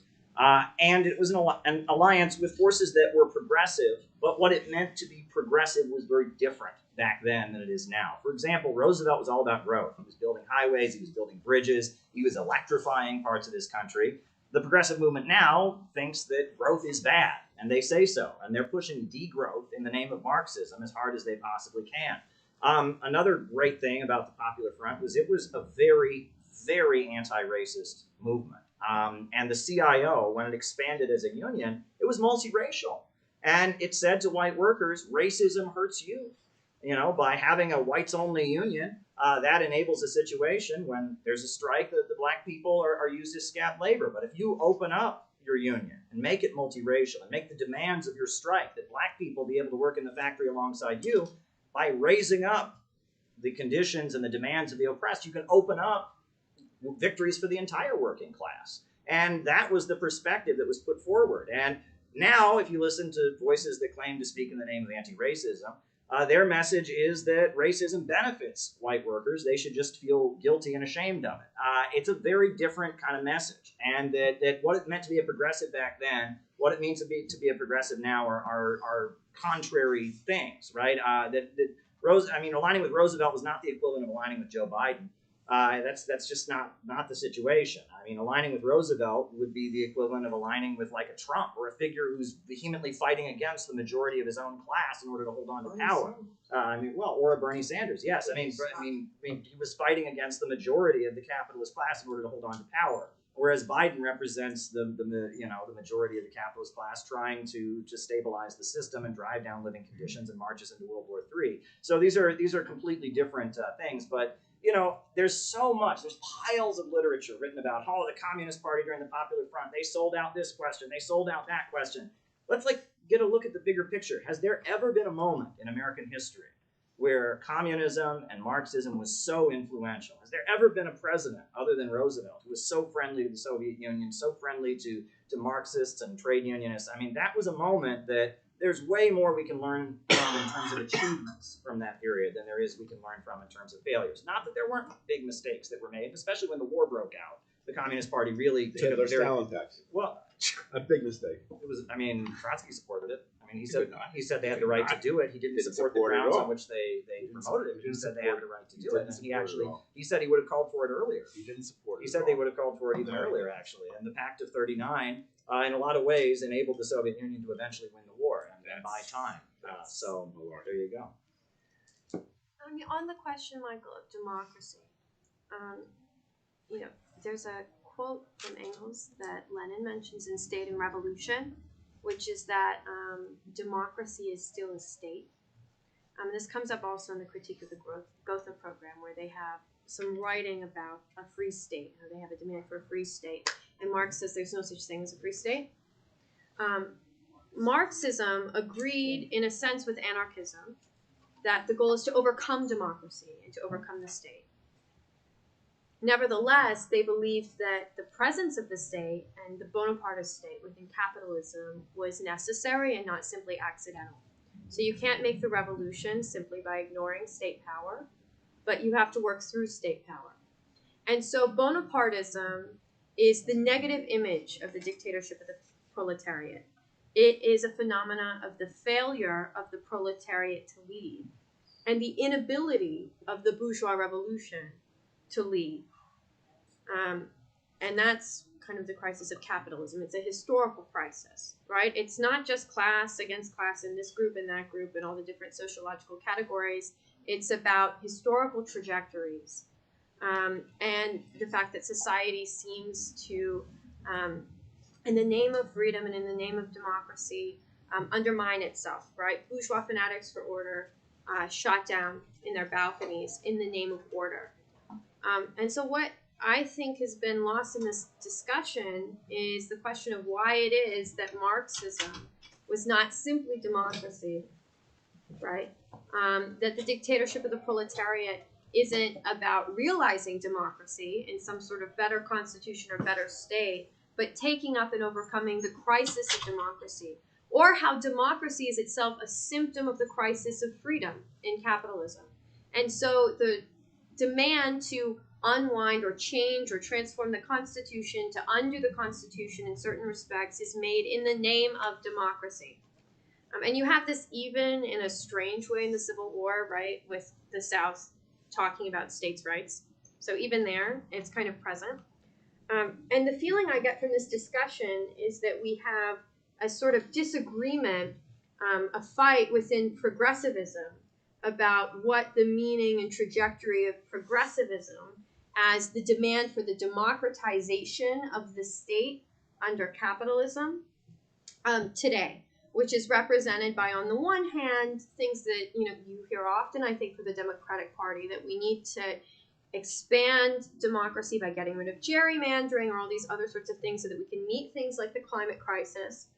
Or on the other hand, the complaint that progressivism has come to be racialist, that it's come to deride civil liberties, that is now being expressed by people like Tulsi Gabbard or Matt Taibbi or many on the left.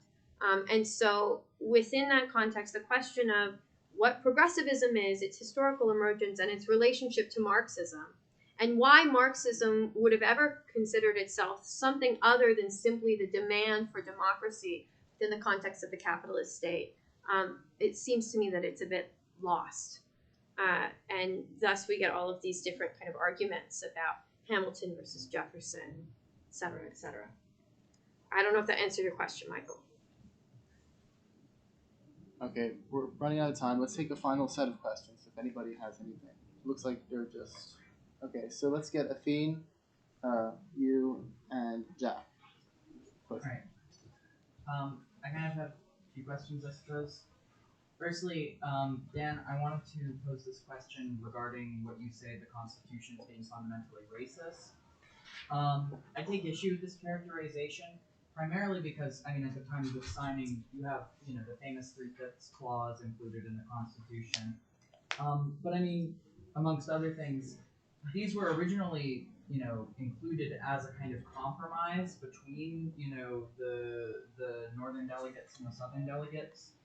And originally, the famous 3/5 clause, for instance, was designed to limit the political power of slaveholders who wanted every slave to be counted as a person for census purposes. But beyond that, I think the fathers seem to acknowledge that at the time of the Constitution's drafting, civil society seemed to be, by its own trajectory, be phasing out slavery. It wasn't until the technological and social demands of capital that we see the relationship of land and labor come into a contradiction in the expansion of the so-called cotton king planter class in the South. And so I guess I want to pose, how then do you justify the Constitution being quote unquote fundamentally racist to some extent? And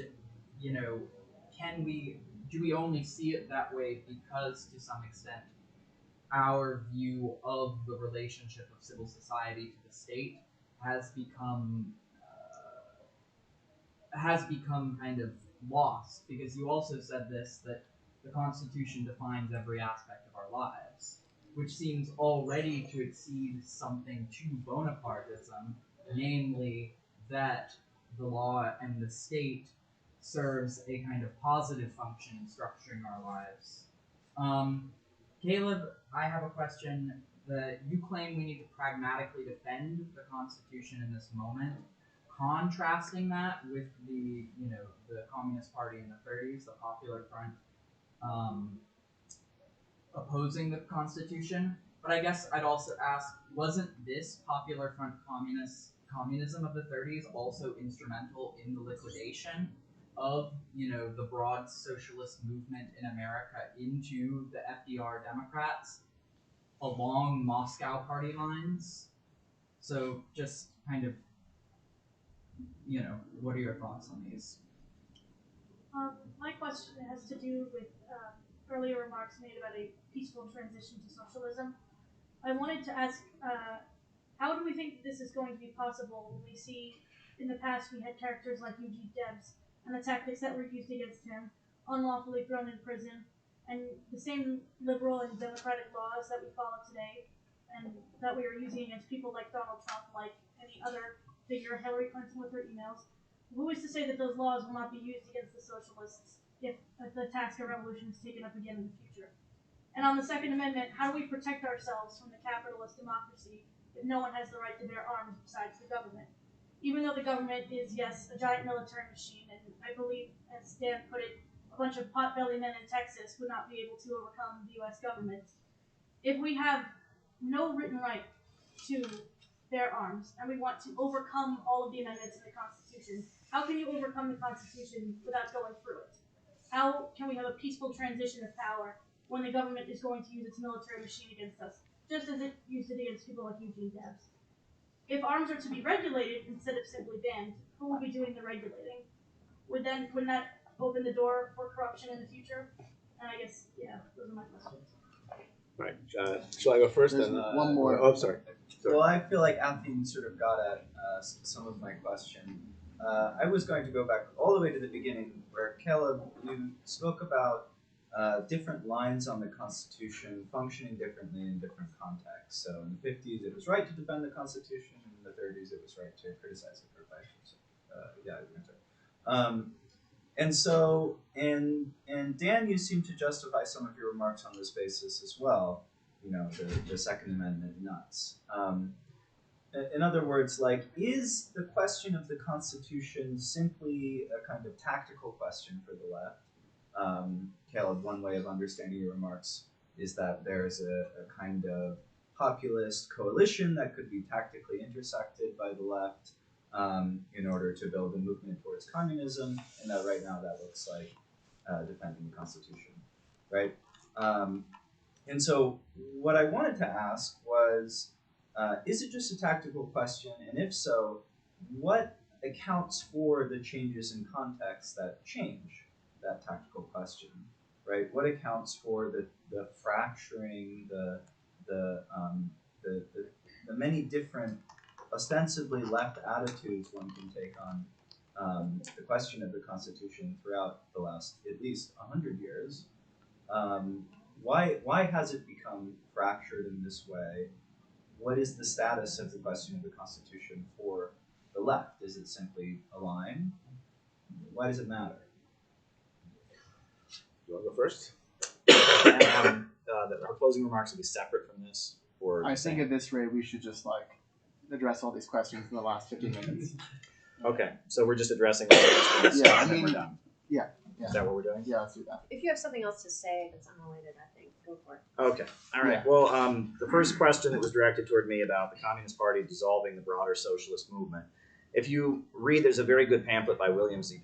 Foster published during the height of the Popular Front called The Crisis in the Socialist Party. And it really showed that if you were serious about socialism in America, serious about the labor movement and all of that, you found a way to be aligned with the Roosevelt administration or friendly to the Communist Party. And the forces within the broader socialist movement who didn't, who remained in the Socialist Party or grouped with the Trotskyites, were largely intellectuals who had no interest in that to begin with. And that largely, when events take place in the country, when there's a real polarization like there was around Roosevelt's leadership, that forces people to choose sides. And I don't think it was a question of the Communist Party dissolving the broader socialist movement. It was that the broader socialist movement found a way to work with Roosevelt and the Communist Party, or found a way to isolate itself and become kind of an intellectual grouping, a lot of which ended up becoming neoconservatives after the Second World War. The second question that was directed toward me was about a peaceful transition. Would that be possible with the repressive laws? We should expect these repressive laws to be used against like they are right now with the Uhuru movement. And it is our duty to, and that's what this is all about, defend the Constitution against these kind of measures and expect that they will use these measures to suppress us. And if U.S. capitalism were to collapse into full-blown fascism, at that point, the tactical question would be completely different. I mean, at that point, if people did not have the right to peacefully organize, people did not have the right to mobilize and participate in the democratic process, at that point, yeah, if our ability to hold events like this were taken away, and if people's rights to assert themselves politically and democratically were taken away, then obviously the tactics would have to change. But in the context of U.S. society being open at this time, which it is, it should be our duty to try and keep it open and to try and pursue and popularize a peaceful road to socialism. And the question about, is it a tactical question? Yes, it is a tactical question, and it's a matter of emphasis. There are many different things in the Constitution. For example, states' rights. Historically, states' rights has been used for what? Racism, right? So if I'm going around talking about states' rights nowadays, that would, clearly not indicate, good things on my part. However, before the U.S. Civil War, they were talking about states' rights to nullification, and states' rights to not cooperate with the fugitive slave law, and that these debates take on a different connotation in different contexts and different times. And that's what's really important about being a Marxist, is we realize that there is no sacred eternality to these questions. We view it from a class perspective, we view it from an anti-imperialist perspective, and it must be decided in the proper context. And that is, increasingly I see a lot of people falling into this ideological trap of just, seeing everything in terms of macro ideology and not understanding the actual context. And so that's how I'd like to frame things. And I guess since this is just closing remarks, I will say this, which is that, the Second International was a huge organization throughout Europe. There were Marxist parties, and Marxist trade unions, and Marxist members of parliament. And Marxism was really, really big and huge all throughout Europe. But then World War I broke out, and all those parties proved they were not revolutionary, and they marched workers off to war. And there was a lot of criticism made of the Second International. And generally, Marxists study Lenin's critique of the Second International, and how Lenin said, look, these parties have abandoned their principles, they represent the temporary privileges of certain stratas of the working class. But in my new book, I talk about George Sorel. And George Sorel is a thinker who was critical of the Second International. He came out of the revisionist wing of Marxism. But he critiqued the Second International not in the way that Lenin critiqued it, but on more of a propaganda and psychological level. And he basically argued that part of the decline of the Second International was that it had lost some degree or other of its spiritual power. By building these huge mass organizations that had many, many thousands of members, by watering down the principles and content to be broad enough to build these huge organizations, when the decisive moment came, these organizations did not have the spiritual power to mobilize forces in the direction. And even in Germany, at the decisive moment, when they were basically handed power at the end of World War I, the German Social Democratic Party had watered down its beliefs, etc. I will say that I've been to Venezuela, and I know why Maduro is still in power, despite everything that's been thrown at them. And that's because when I was in a colectivo in central Caracas, I spoke with a young woman, 19 years old, and she said, I believe God brought me to this earth for one purpose, and that is to die for socialism and to die for Hugo Chavez. And I've been to the Islamic Republic of Iran, and I've been to neighborhoods that are strong supporters of Khamenei and strong supporters of the Islamic Republic, and I've heard very similar rhetoric. And that the strength of socialist movements tends to be their ability to tap into a force within human beings, to rise above their material interests, to strive for something higher than themselves, to make great sacrifices for the truth and for the purposes that they believe in. And that is what has made socialist movements around the world successful. And that watering everything down and making it simply a matter of, are you $4 or $5 more an hour or $10 an hour, doesn't particularly do things. And that in the United States, if we are going to build a real serious socialist movement, we are going to have to tap into the things that Americans are willing to die for and are willing to fight for, the sacrifices, the things that Americans hold sacred. And it is inculcated in us from the time that we're children that the right to say what you believe, the right to peacefully assemble, the right to protest, the right to choose your own religion, this is part of what it means to be an American. And right now we see the ruling class of this country, because they need a low-wage police state, because they need World War III to save their system. We see them moving to eradicate those rights and telling us, well, if you think that, that actually makes you a racist, so we have to get rid of that. Oh, if you think that, that means you're a right-wing gun nut, and that we have to get rid of it. And this is a great moment for those of us who really do believe in building a socialist movement, in empowering average Americans to stand up and be part of the political process, who believe that this war with Russia or China would be a disaster, who reject the low-wage police state and the degrowth policies. This is a moment for us to tap into some of that spiritual power and build a real working-class movement. But doing so means we have to break with the George Soros color revolution apparatus, and it calls itself socialism. So there you go.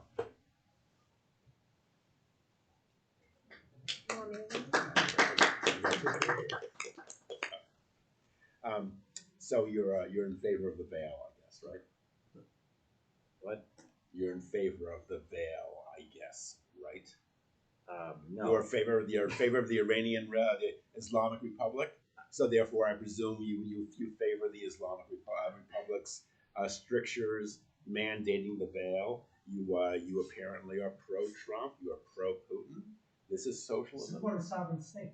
Yes, the Islamic Revolution. Marxism is about internationalism. It doesn't make a fetish of the sovereign state, of the nation state. It wants to overcome the nation state principle. Just to respond. Support the Jewish state? Pardon me? Support the Jewish state? Do I, or does Marxism? No, do you? Of course not. I don't believe in What are any. you gonna do about it? What am I going to do about it? I believe in the classic call for a socialist federation of the Middle East, based on the union of Hebrew, Arab, and over. You gotta get rid of the Zionist apartheid state first. How do you get rid of the Zionist apartheid Because state first? How do you do that? They have nuclear. How do you do that? Well, how do you get rid of that state? First of all, you should go become a citizen of Israel and try to transform that state. Anyway, I mean, I'm not a citizen of Israel. So how do you easily become one? I'm a citizen of the United States. I'd rather fight in the United States. I live here. I'm busy enough here. But the socialist thing, the Bolshevik call is for a socialist federation of the Middle East, based on the union of all the nationalities, including the Hebrew, the Arab, various Christian groups, other minorities. The Middle East is a prison house of minorities, in the same way that the Tsarist Empire was a prison house of minorities.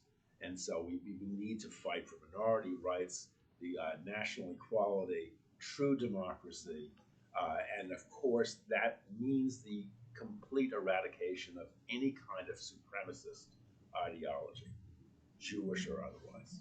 Anyways, just to get back to some of the questions that were asked for you, I even forgot who even asked them. But, oh, I see. The 3/5 clause. Yes, the Constitution was racist. I mean, first of all, America was racist. Black people, with very few exceptions, could not vote. I mean, Americans, the franchise is very wide in colonial America, but black people, with insignificant exceptions, had no vote. They did gain votes after the Revolution in the North. Then they were taken away during the Jacksonian period. But it was a racist period, and the 3/5, and the Constitution wound up strengthening slavery. It rendered it legally impregnable, which is why we had to have a civil war, to an extra constitutional civil war to do away with slavery. The irony is that the Constitution also strengthened anti-slavery forces. So that's what made it so explosive. That's what preordained the Great Clash of 1861 to 65. But I think it's certainly fair to say the Constitution was riddled with, filled with deep racism. on the question of the Second Amendment, I mean, how is a revolution made? A revolution is not made by us going home and getting our AR-15s, you know, and charging down to the local precinct house and opening fire. That's not how you make a revolution. You make a revolution through mass strikes, a general strike, a situation where workers essentially stop working, seize the means of production, whether it involves the Soviet per se or a movement to a national assembly is really a secondary question. But it's the working class asserting itself through numbers. And yes, when the workers take over the state, they've got to take over the state and use the state to impose a working class dictatorship. And using all the forces of the state to do that, but it doesn't mean that we go there and we just start firing away. I mean, if you want to mount a picket line, the best way to destroy a picket line is to have one of the strikers come with an AR-15, because everyone else will scatter in terror, because they know this crazy guy will take a shot at the police will come with arms, and a picket line will be destroyed. And so if you want to have a strike, you want to get masses, all the workers in a factory or store or business, whatever it is, massed together in front of that store.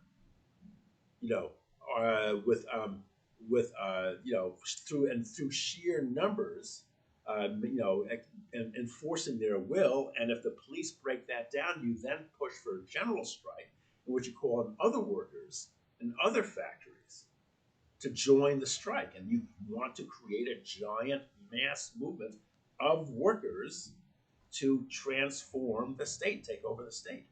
But it's through numbers primarily, not through the direct application of armed force. There does come a time for that, but that is much later. And there's a question, the Constitution is a tactical question. Yes, there are tactical questions, but we have to come to grips with the nature of the American Republic as a totality. We have to develop a theory of the American Republic, and that means developing a theory of the structure of the Constitution of that republic. And that means understanding not only how law works, but what the relationship is between law and society. Is law under society? Is law over society? Is a rule of law and a desirable entity in itself, or is law merely an instrument of the revolutionary dictatorship?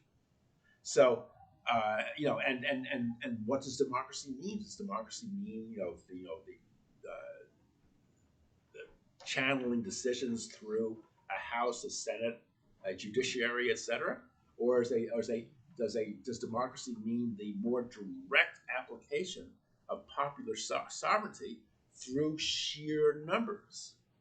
And that, I believe, is I look forward to the revolutionary, democratic, socialist dictatorship of the entire globe, where the globe's 8 billion people, will essentially make their numbers felt in that overwhelming manner, and will directly, through election of parties, take control over the entire global society and everything in it. Anyway, that's it. But just to briefly sum up, we are in the middle of a capitalist crisis due to a crisis of overproduction, as Caleb says, a crisis of profitability. That crisis is manifesting itself in many forms, among which is legal/constitutional, and the ongoing deepening breakdown of this completely sclerotic 18th century structure is a major part of the story. The American polity is simply falling apart due to its advanced age, yet the more decrepit it becomes, the tighter its control over society. So that is essentially an increasingly explosive situation. And because it's explosive, it's potentially revolutionary.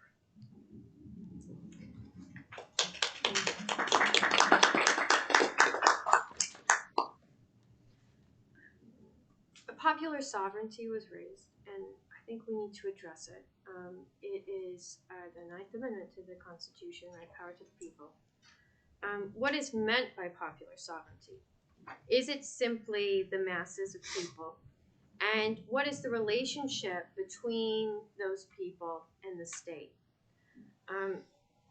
One way I think of thinking about the difference, and Marx writes about this in the 18th Brumaire of Louis Bonaparte, between 1848 and 1789, is that in 1789, and then later with the ascension of Napoleon, the revolution, or the revolutionary people, right, were being led by first the Democratic Republic and then by Napoleon. Under Louis Bonaparte, the people are no longer revolutionary. And so the demand for democracy, which once seemed to be a tool against the old feudal order, against the ancien regime, becomes an instrument of repression, which is nevertheless demanded democratically. And I think in this conversation, a lot of what has fallen out is the question of society, which is not merely a numbers game. It's not the same as the masses, but is rather the complex interrelation of people in their broader activity, right? Not simply political, but also things that would take place in civil society and be completely protected from, in some cases, politics, right? In ancient civilizations, which I teach in my day job, democracy meant the right to vote about whether or not you're going to stone somebody for cheating on her husband. In modern society, we hope that the state will not determine our social life. And that is the vision of the bourgeois revolutions, as enumerated or understood through, for example, the Constitution, which sought to protect that revolutionary society against an oppressive state, or a state that might otherwise undermine the freedom of that society. In the crisis of society, the demand for democracy is posed. And why is this? Well, if, for example, you were living in like 18th century or early 19th century America, you didn't necessarily have to vote, as in your ability to determine your life was not tied to the state. And in fact, it might be adequate for your boss or someone else to vote, somebody who is involved directly in the question of taxation, and your life might be relatively untouched by anything the state does. And the states were very small. Their operating budgets were tiny.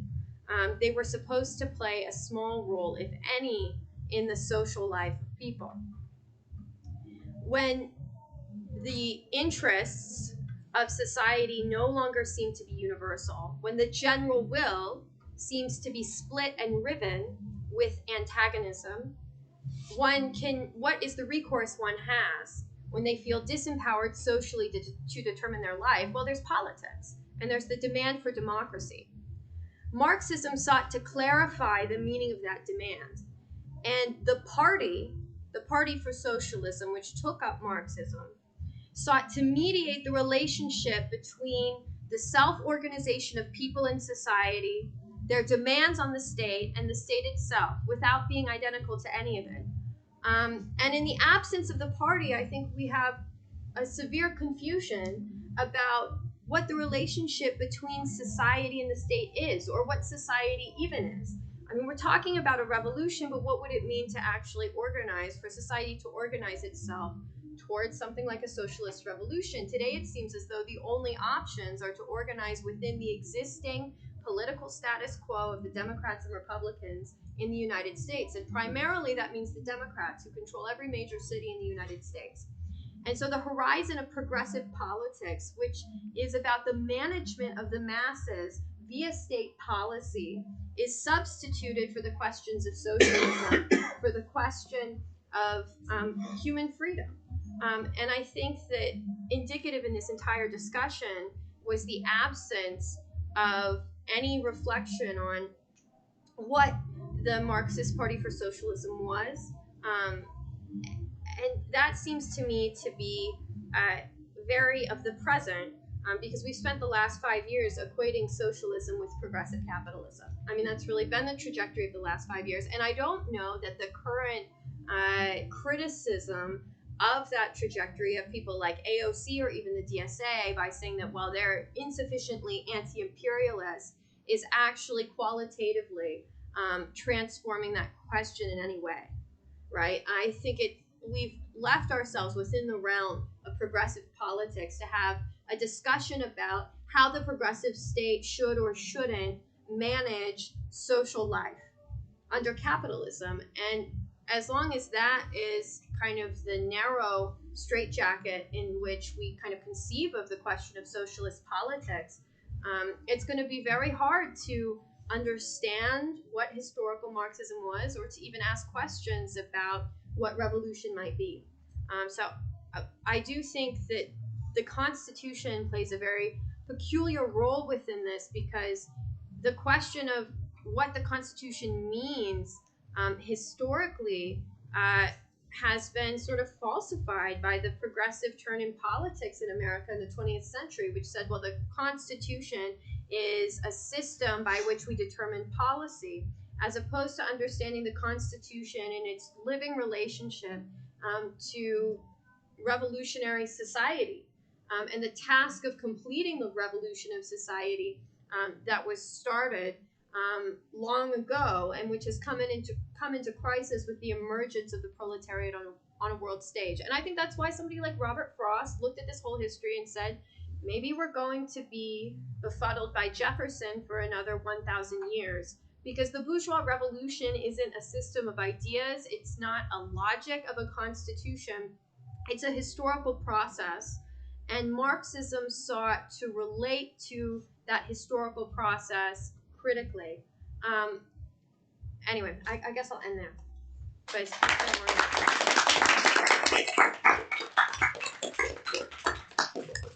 Ready? Yeah, thank you all for coming, and thanks to our panelists. Tell us about NYU Platypus. Oh yeah, so I think everyone here, I announced at the beginning, but at NYU we run a reading group on Wednesdays at 6 to 9, and we have a coffee break on Mondays at 6 to 9. No, if you have not seen the movie, it's a novel. It's a novel. It's a novel. It's a movie directed by Elia Kazan, starring Montgomery Clift and Lee Remick. This movie has your name written all over it. It's one of the best. It's probably the most Marxist